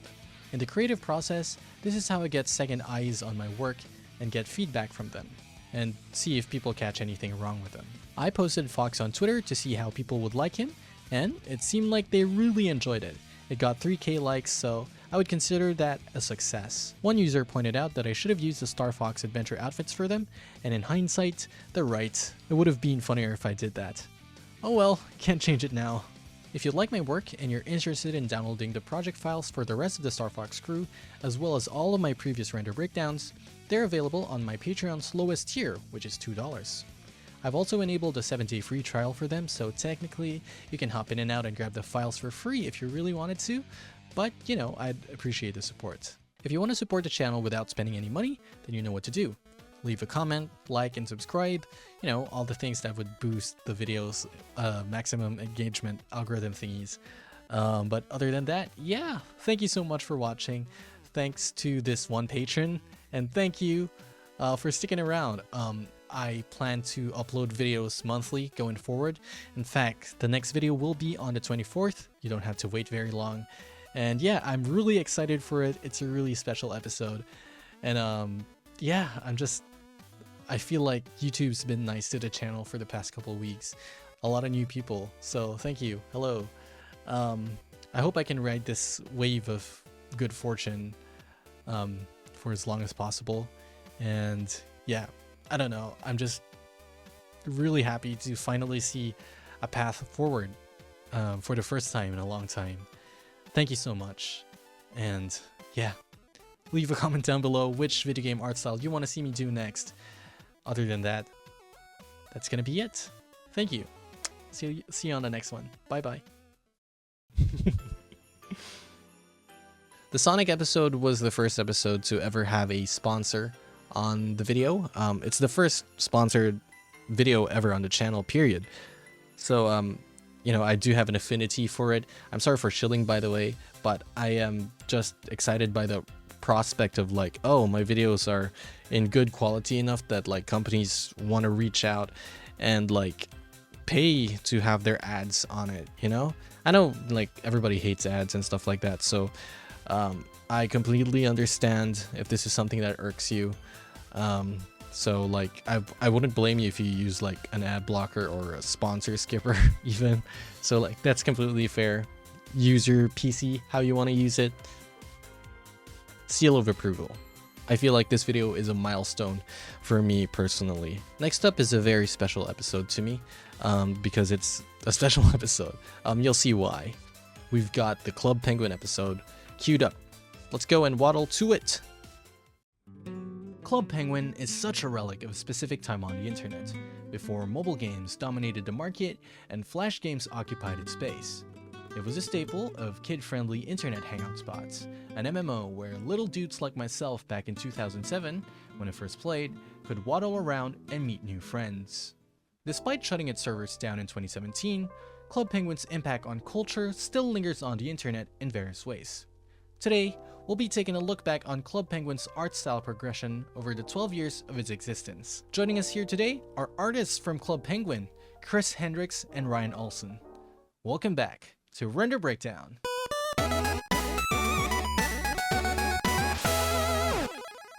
Hey there friends, how's it going? My name is Thomas, and welcome to another episode of Render Breakdown, a show where we study popular video game artworks, break down its art style, then try our best to replicate it in the end. This month is actually Club Penguin's 19th anniversary, on October 24th to be exact, and I thought that this game deserved to be celebrated, and so I wanted to make it special, and I reached out to these key Club Penguin artists to be part of this episode.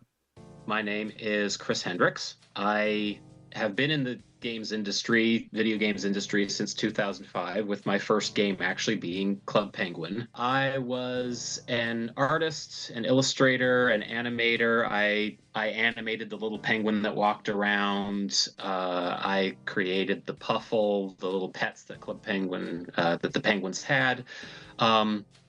I made some of the mini games on Club Penguin. I composed 60 or so, maybe 70-ish songs for the game, and was just kind of part of the core creative team of the game for the first 4-ish years of its existence. I'm Ryan Olson. I started there as an illustrator and animator in 2007. I started working on things like the newspaper illustrations. Having an animation background, I also got assigned to some of the Puffle animation. So I was the creator of the yellow Puffle. And then I also transitioned into doing mini game art as well. So there was a manager of illustration and animation position that was opened up, which I applied for with the intent of letting them know that I would eventually like to step into a leadership type role. So I ended up being the one getting selected for the role. So that's kind of where my role eventually went to, was in leading the art team. Club Penguin operated from 2005 to 2017. Naturally, there's been plenty of time for the game to evolve visually, as more artists join its workforce and styles get standardized. I found this image from one of the many Club Penguin time warps. This is a series that ran on the old Club Penguin blog that revealed behind-the-scenes sketches and concept art for the game. Huge thanks to Trainman1405 for archiving these articles. Incidentally, this was made and put together by Ryan Olson. I created this thing when I was there. I just called it The Evolution of the Penguin. And it was raw copper from like 2006 all the way through to 2013, which was kind of the last iteration of the Penguin, was around 2013. I do have this image saved as well, and I was about to send this to you. Although the screenshot I have of this is like very low resolution. Yeah, I noticed that too. It's a pretty small thumbnail. Unfortunately, I can't find a higher resolution version of this image. Still very helpful though, but we can at least look at this compilation by user at blueberry02cp on Twitter, which serves a similar purpose. Colloquially, the community categorizes eras of Club Penguin as AS1, AS2, and AS3 respectively. This is a shorthand in reference to ActionScript, the programming language used during the development of the game over the years. For the purposes of this video, I'm going to be dividing the art styles progression into 4 segments. This isn't meant to be a definitive list or anything, especially since there is overlap between some of these years and styles, and also having some variations by nature of being drawn by many different artists, especially in the early years. First off, 2005 to 2006. I'm dubbing this as the retro era. This is the art style that the game launched with. Next up, 2007 to 2008. I'll call this the classic era. This is when the game first skyrocketed in popularity as it was purchased by Disney. Next, we've got 2009 to 2012, the mainstream era. This is Club Penguin at its peak interest, at least according to Google Trends. Lastly, we've got 2013 to 2017, the modern era, which is also unfortunately its final one. We'll have Chris Hendricks talk about the first half of these art styles and Ryan Olson for the latter half. So the earliest style, I went with my art style at the time and what my style of art in interpreting the 3D penguin was. In this case, the 3D penguin was already set because of its existence in like previous Penguin Chat games. So then it was my interpretation of, okay, what would this look like in an illustrated form? And so you can kind of see how that was all over the place. Like in some case, like the orange penguin with the Hawaiian lei on, I think that was an illustration of a penguin that was originally quite small as part of a newspaper illustration. So it was just a matter of, I just need to fit a tiny penguin in this space. And so, squished the body, and proportions were not a huge deal because these penguins were usually small and we hadn't really developed like an art style or Bible or anything like that, right? We weren't paying attention to consistency a lot. There wasn't like, okay, let's do 100 drawings beforehand and figure out a proper model sheet. No, it was just sort of, I'm going to draw this thing. And, oh, we have a second illustrator. Well, he's going to take his interpretation of the penguin as well, and there wasn't really a lot of time to consider anything else. About I think around 2007, one of the more obvious things to happen to the penguins are they turned rounder, I think. What was the thought process behind making the art style more uniform? Part of that was just in the beginning of 2007, we had hired 3 new illustrators whose main purpose was illustrations, things for newspapers and different materials and things. And so, as far as I know, they amongst themselves kind of started developing, okay, what would be some way of trying to make things more consistent. 2007 is also when Disney purchased Club Penguin. And part of the Disney purchase was the expectation that the penguin art would be used for merchandise purposes. And in looking back at all our penguin art, that was when we truly started to realize that no one penguin really looked like another penguin. They all had a lot of subtle differences or not so subtle differences from one another. So the converging of styles into a more useful style guide, a great deal of that was because of Disney, and also because of new artists coming in and saying, we're not sure if we're drawing the penguin right. And oh yeah, I guess this matters more now that there's 7 of us, 10 of us, 12 of us, all contributing illustrations. There were certain points of discussion. Some people were like, how pointy are the edges of the feet? How triangular are the feet? Are they like this, are they this sort of rounded mass on top, or do they come to a very, very strict cornered edge? So there was some guidelines figured out there. There were discussions of how big should the eyes be, because you're identifying with the eyes, but you can see in some of those later illustrations of when other illustrators started coming in that had more anime illustration backgrounds, the eyes start getting bigger, right? 2010, 11, 12 era, those were people who were very much loved their anime and stuff like that, and started to focus or started to kind of move the penguins into a very bubbly sort of kid-friendly direction. And then 2013 hits, and presumably suddenly they're edgy and lanky and Disney XD rather than Disney Junior kind of thing, right? Really, really early on, we discussed whether or not it would make sense to actually give penguins tiny thumbs to hold on to things, and we decided no, that's kind of weird. That doesn't really work. Shading. Right. How many levels of shading do you go on it? Is there just is it just flat? Is there a highlight and a shadow? Or, some illustrators love doing 6 levels of shading levels rather than a gradient. We liked our flat colors. And so just this very detailed shading layer sort of system that's, that made the penguins look cool, but could sometimes get a bit out of hand or something like that. All of those were discussions that were happening behind the scenes of, how far in this direction is too far, what works, what doesn't.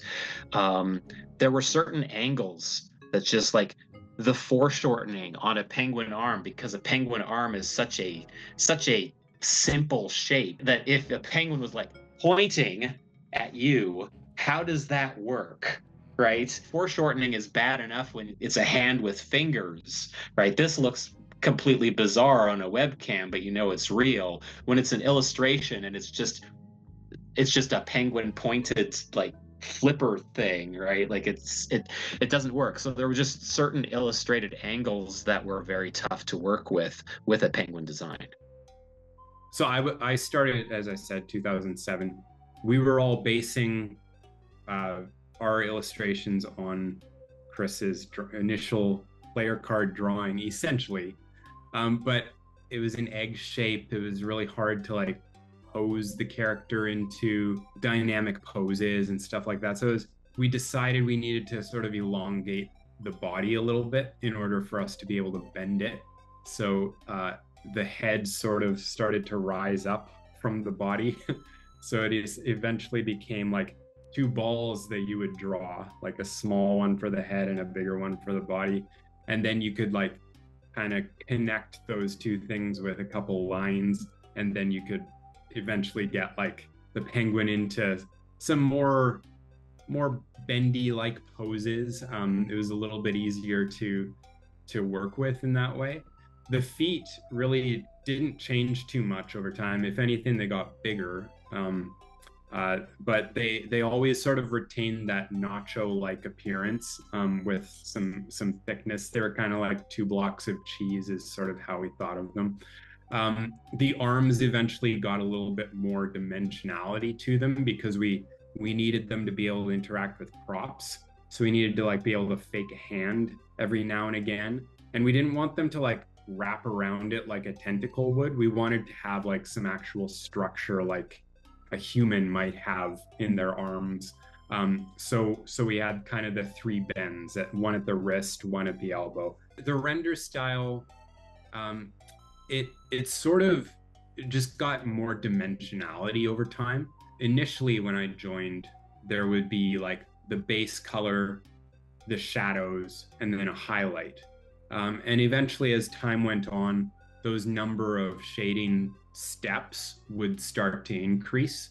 That included a bounce light, sometimes 2 levels of shadow, and then a highlight, and then the base color. And that just rounded it out. It made the penguin feel like it was popping off of the screen a little bit more. The other thing that kind of changed over time was just the eye size and the size of the black pupil compared to the eye whites, essentially. So the eye whites basically got bigger over time and aged the penguin up a little bit. I don't know if you've like seen Puss in Boots kind of thing, right? Like when he's got really big pupils, they kind of feel a lot younger when they have big pupils. And because we kind of swung in the pendulum in one direction towards a softer, almost preschool type look with like the rounded off beak, the pupils got bigger as well in that era of Club Penguin's art style. So we wanted to sort of give the next evolution of the penguin so that we could continue like bringing in new audience members, obviously, but retain as many of them as we could. So we took a pass on aging the penguin up, and that was kind of the 2013 sort of iteration of when the style really shifted into a new dimension. So we wanted to inject more of like true art principles into the art of Club Penguin and really like take the dynamics and the posability of the penguin to a new level. We needed the ability to really make them a little bit more animation friendly and just kind of get them into that realm of like, we wanted to expand beyond just the Club Penguin game into these other mediums. So let's have a model of a penguin that can work for all of these different purposes. And that's kind of the intentionality behind why we started driving in a specific direction. As we were starting to develop model packs, we basically took the best of all of the different artists that were drawing. What are our favorite penguins and some of the reasons why? And that's why the first art pack of the penguin was developed, which really started to show the light of day in around 2008. that's kind of where the first like model of the penguin started to show its face a little bit. As we brought on new artists as well, they would draw that model of the penguin in their own style. So it kind of started to develop again, being like, okay, well, our artists want to take it in a specific direction. There's reasons for that. So we took another pass and did another model pack. And that's kind of where the 2009 to 2010, 11, I guess even 12 is where that new model started to emerge essentially. And that one we had for a while. But then of course, like, as I mentioned, like we wanted to do a pass on aging it up. So that's where the 2013 penguin really started to take shape. If you're interested in watching the extended versions of these interviews, I have them linked down below in the description. There's about 2 hours worth of extra content, so definitely check this out if this is something in the realm of your interests. Fair warning though, I'm a bit of an awkward person and you'll probably feel this watching these videos. I try my best to edit around them so it's not as bad. But yeah, I apologize. This is my first time doing anything like this, especially like having guests on the show. So yeah, I promise I'll get better on the next ones. To summarize everything that we just heard from these artists, and from what we can observe, I made our own little unofficial Club Penguin style guide. The retro penguins are kind of triangle shaped. You can play fast and loose with the body proportions as there isn't a definitive guide for it yet, but there are some characteristics that stick out, such as the beak being a bit thin and pointy. Coloring is simple, being only the base color, shadow, and the highlight. The classic penguins are similar to the retro ones, but with much more cleaner line art, having a more defined separation of the head and the body, kinda like a bowling pin. The mainstream penguins are defined by their roundness.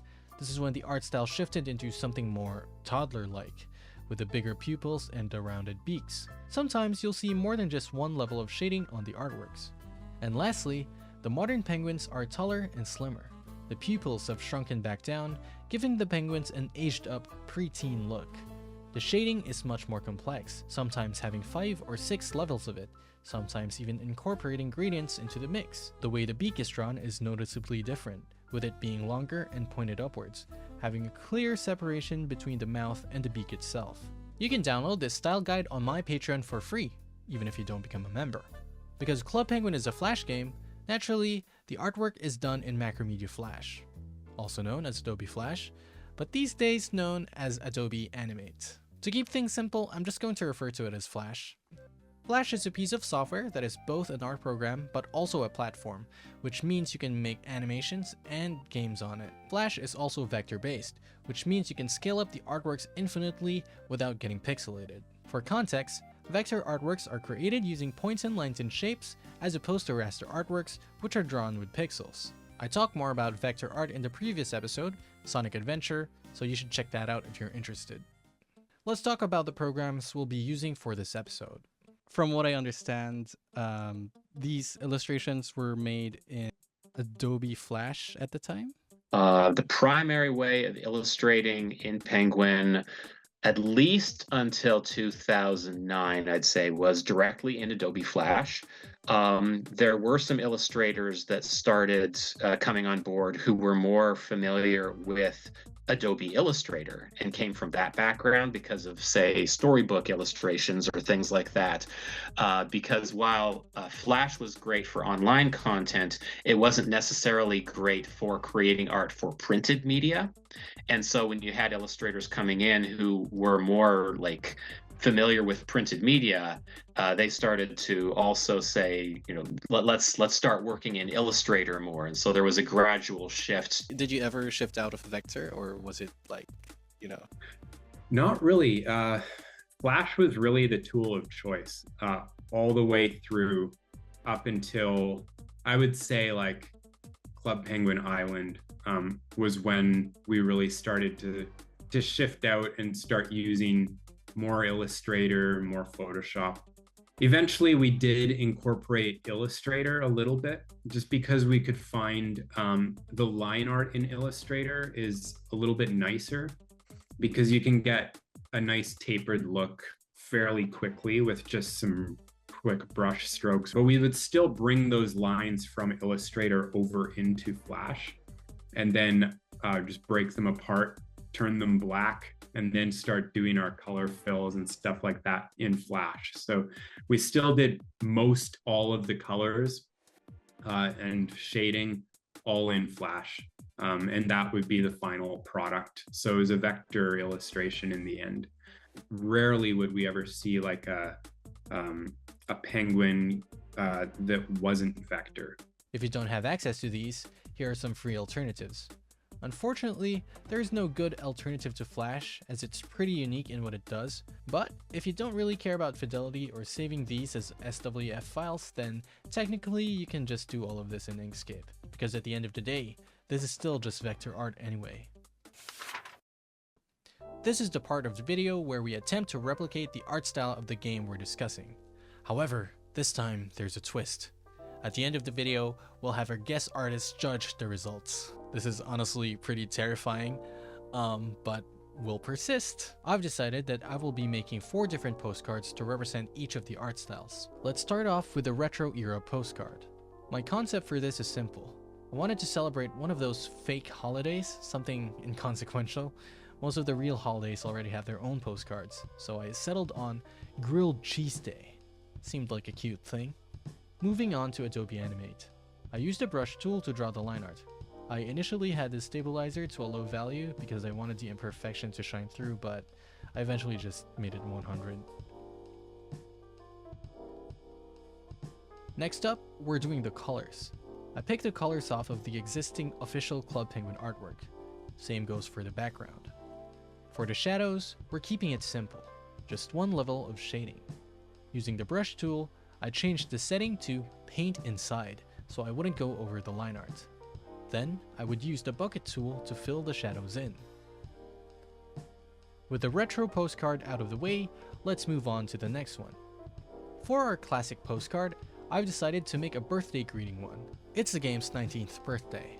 So, I decided to depict what a 19-year-old penguin looks like, at least according to this old artwork by Chris Hendricks. It just so happened that I drew those penguins on October 12th, 2005. As always, we start with the line art. For this one, I'm actually using Illustrator for the penguin and the puffle, using the pen tool. Just thought it'd be nice to have finer control over these lines. You can adjust the stroke width using the width tool to simulate pen pressure. Alright, we're moving back over to Adobe Animate. I'm doing the rest of the line art in this program. Similar to the previous postcard, we're going to color pick the background. This one's based on the ski lodge, so I picked the colors off of that.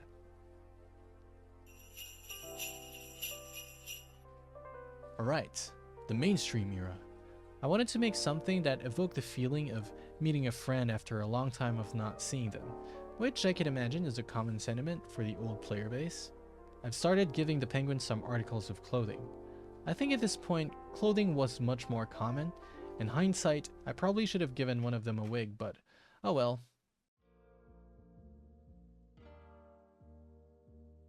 This time, I'm doing multiple levels of shading.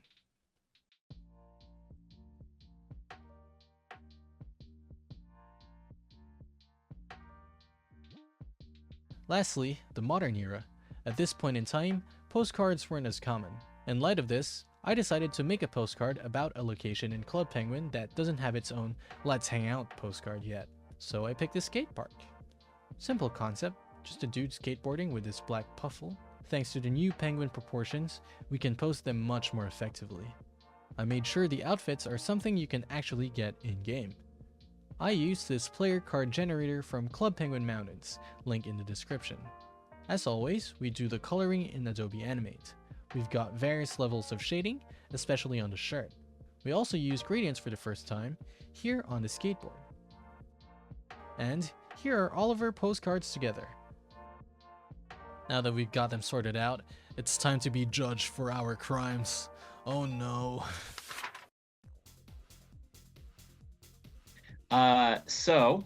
First of all, I love the choice of Grilled Cheese Day. I feel like that's the type of thing that we should have done. The trend of made-up holidays kinds of things. I would say generally speaking, it's like I like the poses of the characters. They're happy. They are definitely doing what they would do, and the shading is pretty true to the original style. It is, I think, a little bit rougher on the penguins themselves. The igloo in the background, I think, is about what probably would have happened at the time. I think the green penguin is closer to the penguin style from that age than the orange one is, especially at the bottom half of the body there. You kind of have this approach where there's like two leg nub kinds of things, which is something that we never really did. It was always just kind of like this one big bulbous bottom area, and then you would just slide the feet all around wherever they needed to be to get the feeling of legs and the feeling of motion. The green one, the eyes look great. They don't have the same line thickness necessarily as the outside of the penguin, but like the eyes themselves, like they just, you get so much character in illustration from the eyes, and so like the fact that's there, that just, I'm very much drawn to the green penguin because of that. What program was this illustrated in, by the way? This was done in Animate. Often what I would end up doing after I'd done an illustration, just to attempt to get rid of some degree of roughness, is just, there's a tool that will fit the curves so that they will kind of get rid of some of the unnecessary corners and things like that. And I feel like this is the type of drawing that might not have had that effect done on it yet. The roughness as well was because I was also trying to navigate using Adobe Animate for the first time. Using a new program. That is totally fair. Like I can totally see where some of that would trip you up a little bit there. But like the poses and the overall movement of it, and just the feeling of the penguins from the very early era, it's definitely there. There's just probably some cleanup that we would have done even in that level on just like the orange one's feet and stuff like that, just to kind of make things smoother there. I really like this postcard. It feels solid. It has the exact feel of the attic. Like, I recognize that chair. I recognize the decor in there. So the background and the surrounding looks great. I think that the puffle looks pretty on model there. There's kind of this weird little eye thing happening, just that little extra wrinkle in the eye that I'm thinking might be making the puffle itself look like it's old, which might be good for this purpose, but probably isn't something we would have done normally, I don't think. But like the cake and the puffle looks great.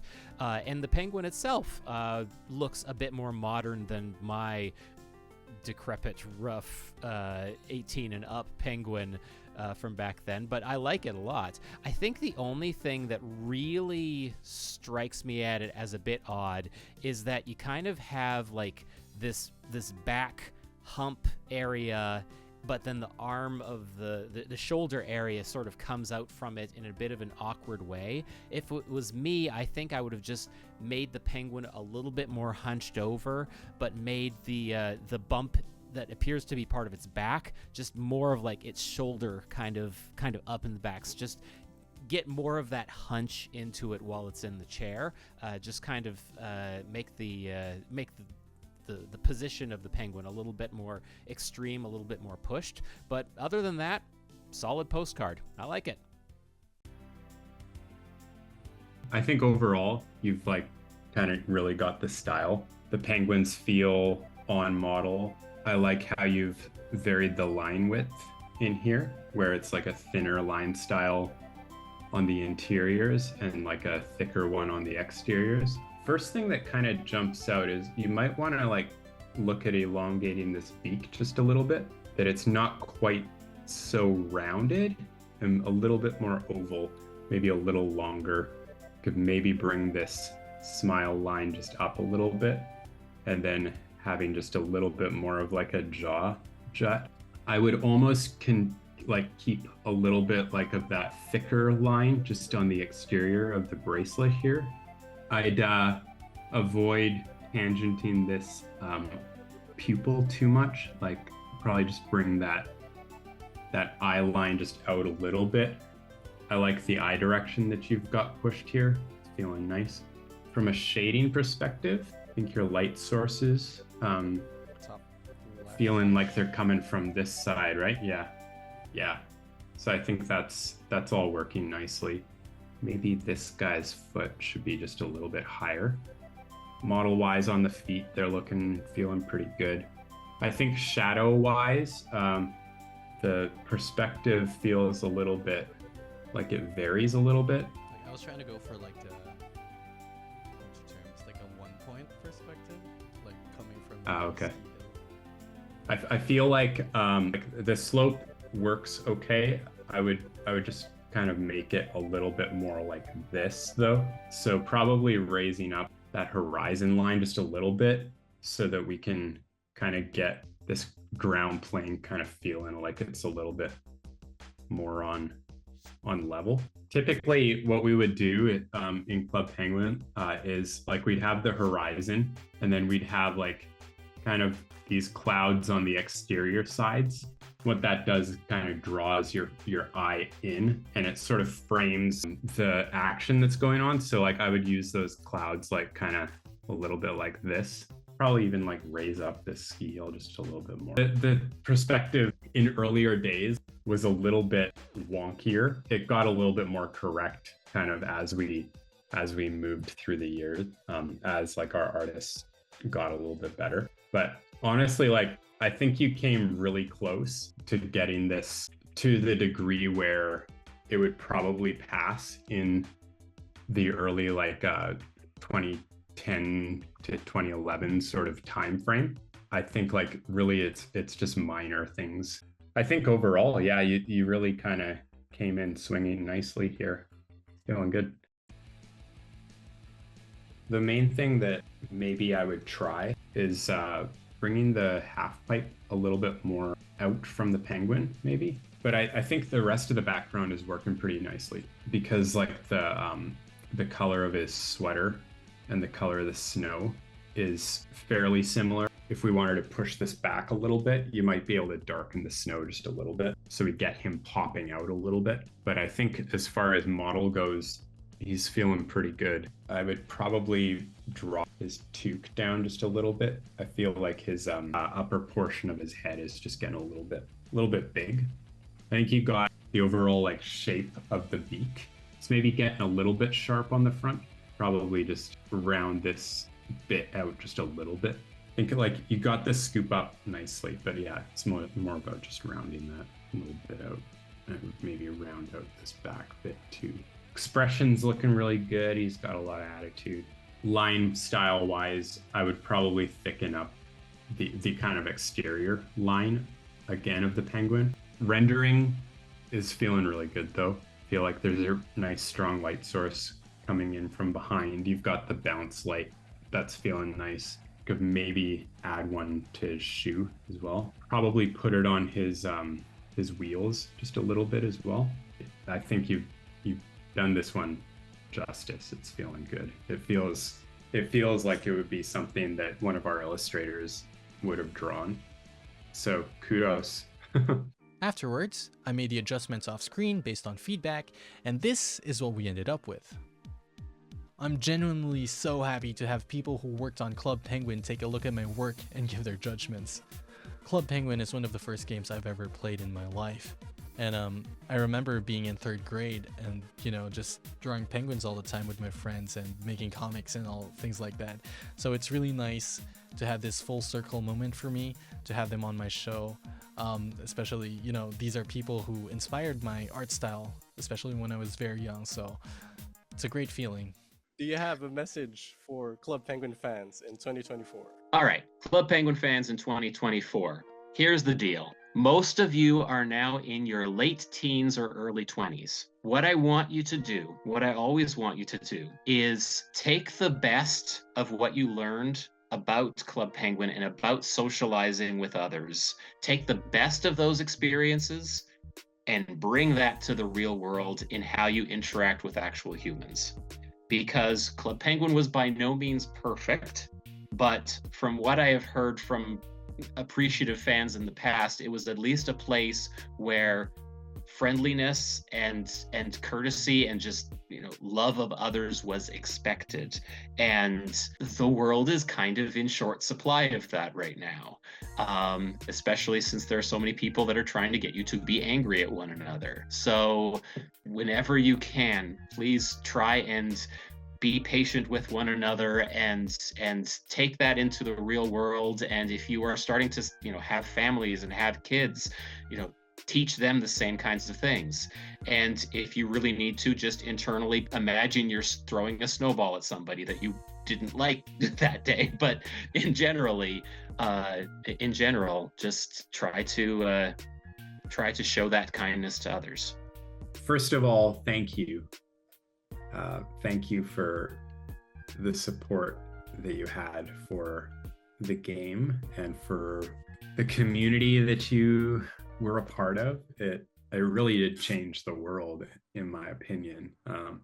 The amount of passion that you brought, the amount of fun, the amount of ideas that you brought actually to the game, because we were listening, whether you knew it or not, because ultimately it was about what the audience wanted. It was never about us trying to stroke our egos as artists or developers. It was all about the Club Penguin fans, and so your ideas were awesome to be able to kind of sort through and see or hear about.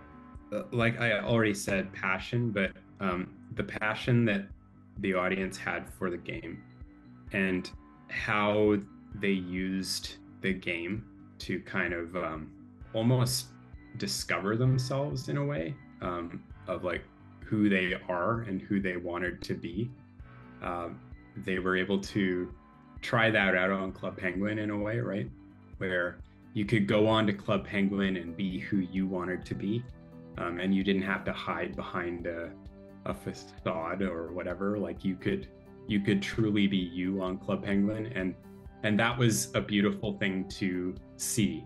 I got to sit in on some play tests and stuff for some of our Club Penguin games, and actually hear like firsthand how kids were interacting with the experiences, and they it was just like an amazing thing to behold. I absolutely loved just like hearing stories of how Club Penguin kind of changed people's lives in a way, or like caused them to want to be an artist or a developer later on in life when they grew up. And so, yeah, really all that I can say is like, thank you. Thank you. Like what you guys brought to the game was what made it Club Penguin. That's why it lives on, is because the community of Club Penguin lives on, and there's a piece of it in each of our hearts, and I think that will continue on until our generation, like, you know, moves on or whatever. Like it's a beautiful thing, and it was so cool to be a part of. Do you have any projects you're working on you'd like to, promote or anything? Yeah, so I am on YouTube. If you search for Screen Hog Club Penguin, I'm sure you'll find me there. I have a number of videos. Most of them are talking about the music of Club Penguin, but a few of them are talking about the Penguin avatar itself and some illustrated things, so you can check those out there, or some of the other projects that I've been involved with. Last couple of years, I've been with some ex-Club Penguin colleagues, working on a different game, a mobile game, as it so happens, that will hopefully be launching pretty soon. We're trying to work out one little kink detail that's not really working out in our favor before we go full blast with it, but it's been really fun to work on. I've been animating in a program called Spine that takes 2D illustrations, and you can actually do some fun animated puppet animation with it and some fun effects, so you'll get to see that. And yeah, mostly if you want to keep up with what I'm doing, YouTube channel is probably the best way to go. I am also on Twitter at _ScreenHog, but I don't post on there as often as I used to. So I'm still there, just not as often. I'm not really allowed to talk about what I'm working on right now. It hasn't been released from a press release standpoint to the public that we are working on it, but I am currently working on a preschool show for TV that will air on Treehouse. The previous show that I worked on is currently airing on Apple TV. It's called Wandla. It's based on a book series, The Search for Wandla, written by Tony DiTerlizzi, guy who did the Spiderwick Chronicles. I worked on the first 3 of that part of the series. Most of my work will appear in seasons 2 and 3 when they release, but it was a really, really great project to be a part of, and I got to work with some amazing people on that one as well. So that kind of would be my plug around like what I've been working on, and looking forward to being able to announce what I'm working on right now. Huge thanks to Chris and Ryan. I really feel so honored to have them both as the first guests on this show. Talking to them was honestly so nerve-wracking, stepping out of my comfort zone and also being a little starstruck about it. Club Penguin may no longer be around officially, but the community around it is still alive and well. While I won't endorse any specific ones, I think you'll find that there are ways to still relive the old Club Penguin experience. But I still believe it's for everyone's benefit and safety if, Club Penguin comes back in an official capacity, especially with a strong moderation team. There are a couple of upcoming projects that I'd like to highlight: Party Parrot World and Box Critters, both successors to Club Penguin and both from Rocket Snail. Thank you for watching this video. Special thanks to these patrons, and thank you for, allowing this episode to exist. I hope you understand now why I'm trying to keep certain episodes special. I don't know if we'll succeed in, asking other artists to be guests on the show again. I feel like I lucked out with Chris and Ryan here. But the channel's still pretty small. But we'll see. We'll keep trying. We'll keep pushing on. This show has always been about celebrating the artists behind the video game art styles that we love. And putting a spotlight on them. But otherwise, let me know what video game art style you want to see me do next. Next month's episode is pretty special as well, but for a different reason. It's something a little bit different. Let's just say that we'll no longer be bound by our screens. That's all the hints that I'm giving you. But until then, I'll see you on the next one. Ciao. Hiya! The Club Penguin episode is genuinely one of my favorite episodes to work on. It's very long-winded, I know, but there is a lot of interview content for me to slice through. But I'm just really happy to have guest artists on the show. That's been my number one goal for Render Breakdown, really. I do want to have more guest artists on the show so they can talk about their own art and not just me, making guesses and yapping. So it's really special, and Club Penguin is genuinely one of the first games I ever played in my life, so it did feel kind of like a full circle moment for me. Oh shit, I'm in the room now. Well, not literally in the room, but I'm sharing the same space as these people, sort of, not really, I know, the screen at least, that were influential to my own art journey. So it was really cool, and it's really, really cool, hearing about art and from the artists directly and having their own insight into it. And I hope you like that one as well. So, thank you so much for watching my shit and, making this a possibility. I think I'll try to at least have one every season, which is every year. And I do have one in mind for the next one. I think you'll like our next guest artist if they say yes. Moving on to our 7th and final episode, we've got Metal Gear Solid, so let's go. This is Thomas. I'm currently hiding inside of a cardboard box. I find that there are a lot of things you can do with cardboard boxes. For one, you can adorn them with art. Apart from the video games themselves, and the countless memes they have spawned, one of the most iconic things to come from the Metal Gear series is the artwork. Specifically, these ones that originated from the Metal Gear Solid games. The first 3 of these had their box art illustrated in this inky, ethereal, almost abstract art style. Today, we're going to do a couple things. 1. Study the artworks as well as the artists behind them. 2. Break down its art style into something more digestible. And 3. Try our best to replicate it so we can draw something new in its style at the end of this video. So grab a drink, grab a snack, maybe even a Calorie Mate, not sponsored, wish it was, because we're gonna be here for a while. Damn it! Looks like I've been spotted. Let's rendezvous after the intro jingle, alright? Oh, and by the way, welcome back to Render Breakdown!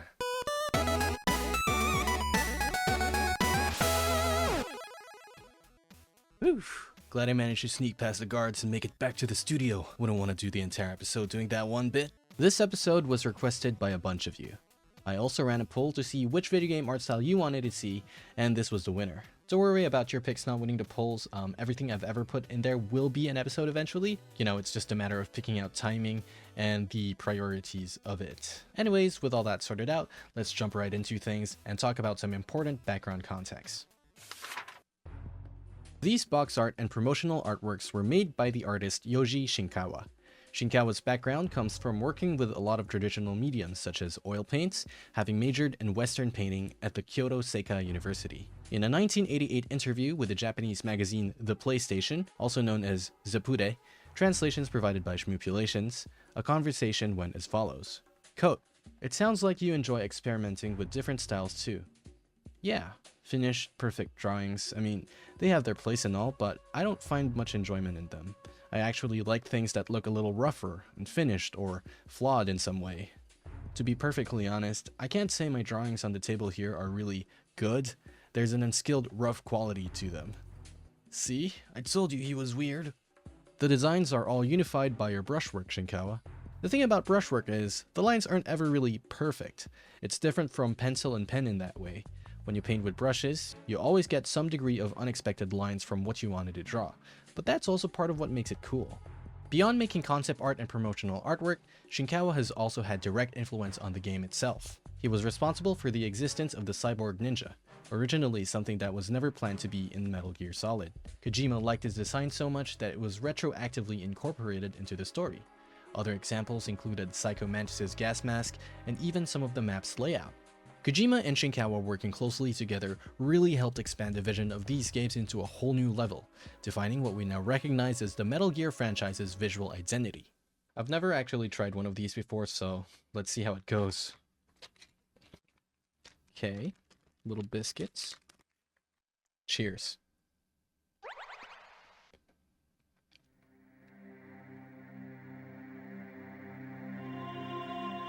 I mean, it's not bad. It's just weird and really dry. Let me get a drink for real though.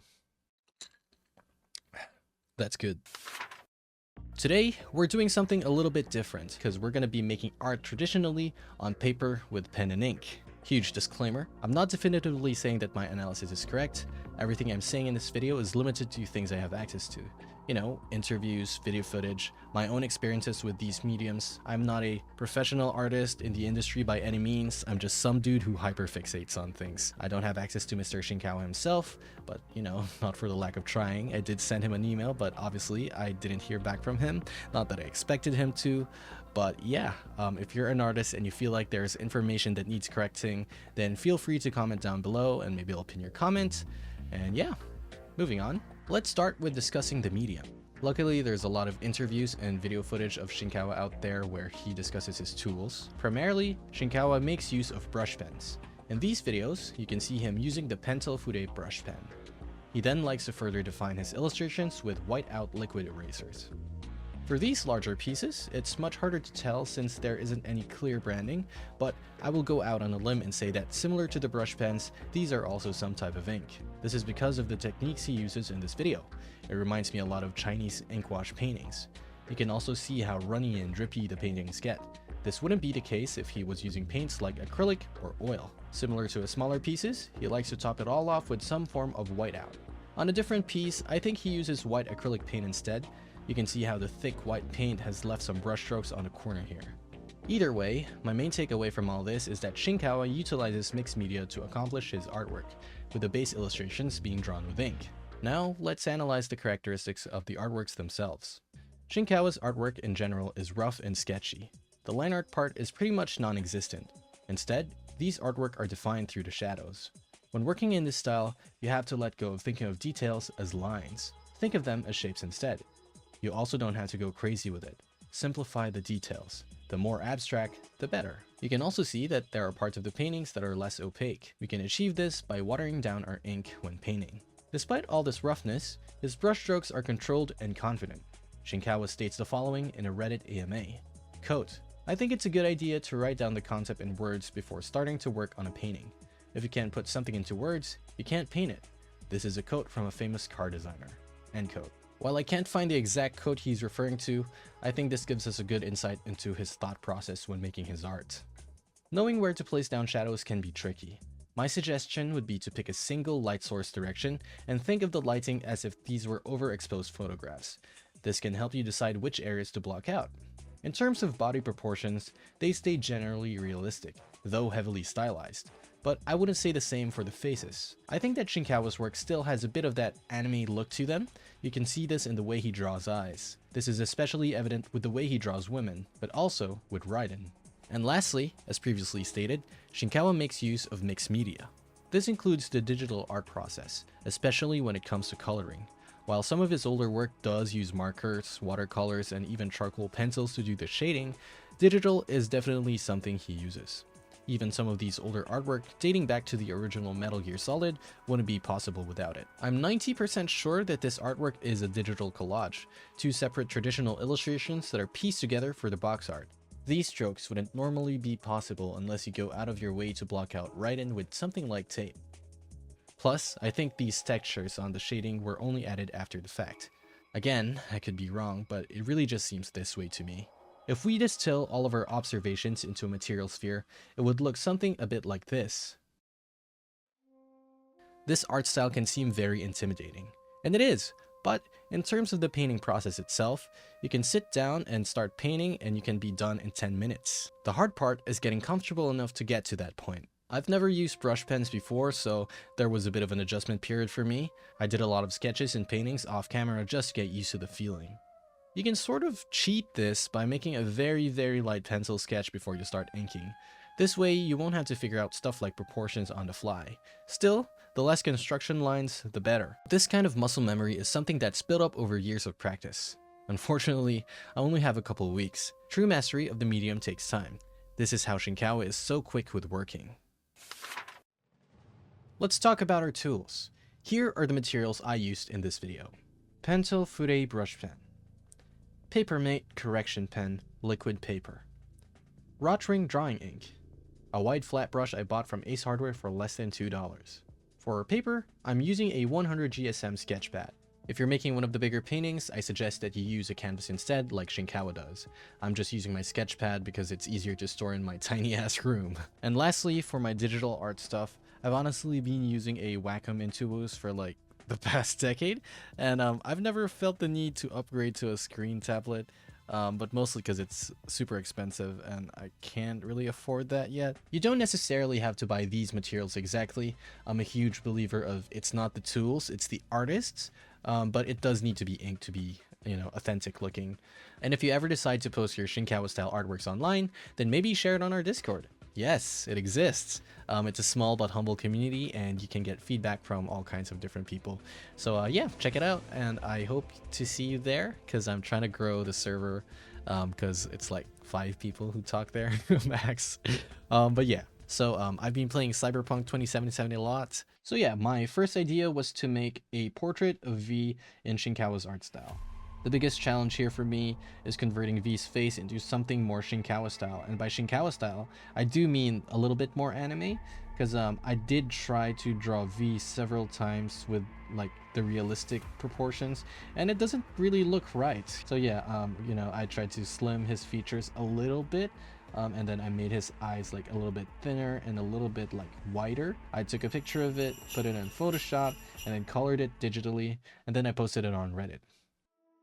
Unfortunately, people really didn't like it too much, and I didn't really gain any traction much on Blue Sky either. It made me kind of sad, you know, it didn't really gain the traction that I wanted it to, but that's just life. You're gonna fail sometimes. So I gave it another shot and started to, you know, make a new concept. Alright, so my idea for the painting for this episode is to pay homage to one of the box art variant covers of Sons of Liberty. This thing looks cool, and I just wanted to make something in the style of it. I decided that, hey, I could put, you know, V and Johnny in this scene, and so that's exactly what I did. So the first thing I did was actually make a pencil version of the whole thing, like a thumbnail sketch. I've decided that I'm going to draw V and Johnny separately, so here's the sketch I made for Johnny, and here's the sketch I made for V. Here's my first attempt at drawing Johnny. You can tell I'm not really quite used to it yet. I only used the Pentel Fude brush pen for this. I did draw this with the intention that this is just going to be the first pass, and I'm probably going to have to draw Johnny a couple more times after this. And so yeah, I guess it's more of exploration at this point. I haven't discovered the ink wash technique here yet when I was doing this, which is, you know, diluting ink with water. It's very solid, very black, and none of the whole washy effect yet. So I was pretty unhappy with the Johnny at this point, so I decided to give it another go. This time I wanted to draw Johnny a little bit bigger on the page because I felt like I left a lot of like empty space. Also, sorry about the shaky camera. My phone mount is mounted to the table, and whenever I move my hands, naturally the table would shake. I did try my best to stabilize this, but if you're a little bit dizzy from this, my apologies. So yeah, at this point I decided to try diluting ink, the Rotring drawing ink that I bought, and see if it looked, you know, nice on my artwork, and it did. And I didn't know how to like place the washed ink yet, so it's a little bit awkward looking here still. Also, at the end of this, I decided to incorporate like the whiteout liquid paper thing, and again, I'm still trying to explore how that would look like. I also managed to rip a part of the paper in this process because I used too much ink, so whoops, something you need to watch out for. And finally, on my third go, you know, I've had a bit of practice, and I have a clear vision in my head on what I want it to look like and where to place the shadows. And so yeah, I built the piece with shadows in mind, and yeah, this is just me doing that.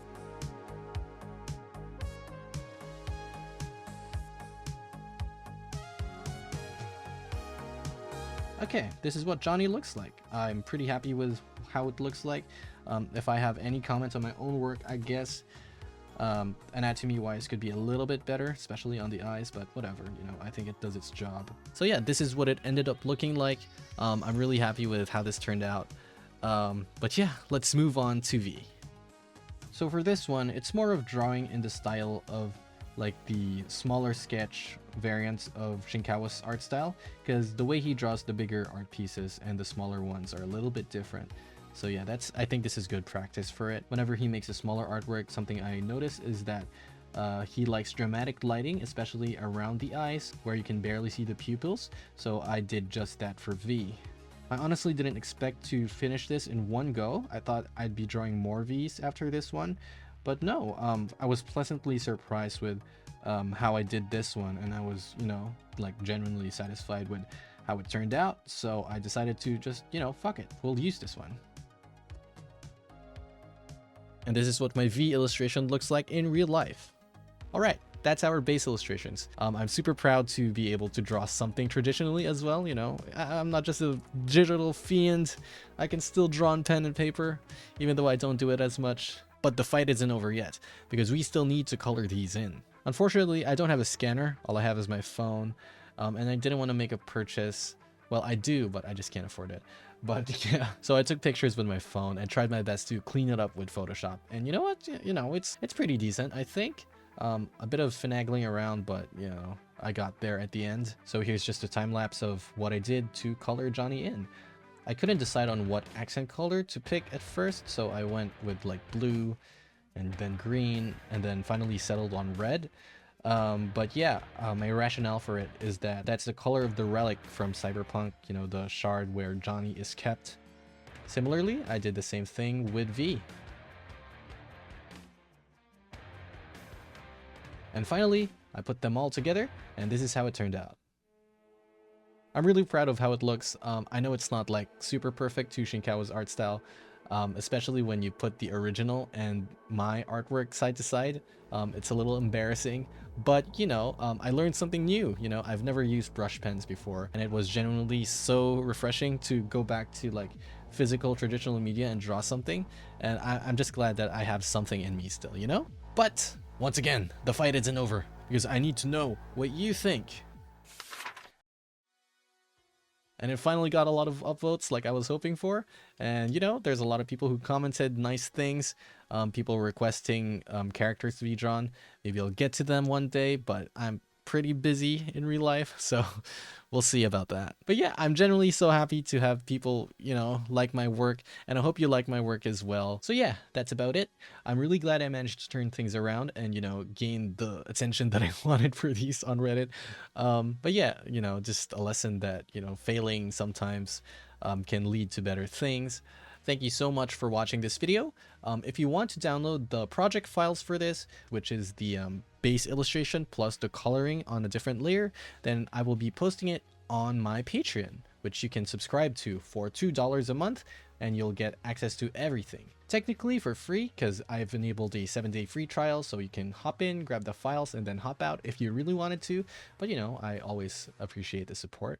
Lastly, I do want to replug the Discord. You know, it exists. You can post your art there, and you know, there's a small community of people who can talk to you and stuff like that, and that's a more direct way of talking to me if that's what you're into. Other than that, you know, which video game art style do you want to see me do next? Leave a comment down below and tell me. And if, you know, if enough people comment it, then I will for sure do it. And you know, I see you people who vote for Persona and Disco Elysium in every one of my polls. I see you. You're valid. Don't you worry. But yeah, thank you once again. Thank you so much. I will see you on the next one. Goodbye. Peace. It's almost Christmas, but almost Christmas means it isn't Christmas. Ciao. It's me again. This was a lot of fun to edit. I hope you felt that as well. You know, there's a lot of After Effects involved in this one, you know, trying to recreate the codec calls and stuff like that. It's really nice, you know, diving right back and using traditional media, which is, you know, what a lot of artists start with. Yeah, it's gotten me to like actually make more art traditionally. Let me show you. You know, I made this little illustration of myself on the skateboard. I had this posted on Instagram if you want to see the colored version of it, but I'm really just happy to like go back and use actual paper to make art, so it's pretty fun. I also did a bit of like plein air sketching, you know, on location sketching. This is a lie. I took a picture of this and then drew this, but yeah, I like it. And it's a really fast and easy way to like get a concept down and get them onto paper. It's nice that exploration with render breakdown affects my own personal work. And I guess that's always been the goal, you know, to learn from these artists and learn to incorporate what I learn into my own art. So I guess that's a mission success. I guess that's about it. I hope you liked this whole series retrospective. I hope you had a good time, and you know, I had fun this year. Thank you for making this a possibility. If nobody was watching my videos, I wouldn't be here making these videos. So thank you so much. It's really opened a whole new, you know, a path for me that I'm taking currently. I'm not quite there yet, but I can feel it, and I hope I can keep on walking towards it and stuff. I hope that you'll like my other non-render breakdown content that I plan to release next year. Don't worry, this series is not going to stop. I just wanted to, you know, expand on other things as well. But even if you don't, you know, I'm still grateful that you stuck around with Render Breakdown, or if you've stuck around since the Unsolved animation days, or if you came from Call Me Kevin. Thank you. Thank you so much. If you're new, if you're old, thank you. Thank you. Really, genuinely. I don't know how else to say this genuinely. Maybe I'll talk more about my situation in a different video, but I kind of feel like this whole YouTube thing is one of my final chances on a shot at a decent career. I don't know. Maybe I'm being dramatic. I don't know, man. Just thank you so much. Until then, I hope you're having a lovely holiday. Merry Christmas. Happy holidays if you're not, you know, if you're not into celebrating that specifically. And yeah, eventually, Happy New Year as well. I hope that you've got your resolutions down and you stick to it. If you don't, that's completely fine as well. And just a reminder, you know, you don't have to start making changes on your life at the start of the year. You know, you could do it at any time. Even now is the best time.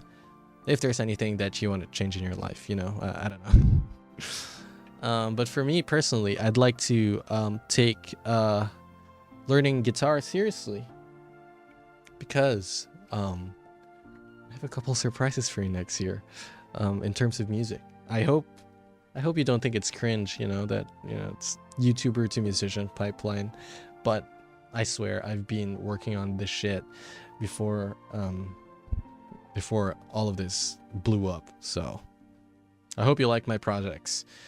If not, that's okay as well. So yeah, that's about it. Thank you so much for watching this video, and I guess I'll see you on the next one. Merry Christmas, Happy Holidays, and have a Happy New Year. Thank you so much. I love you all. Bye bye.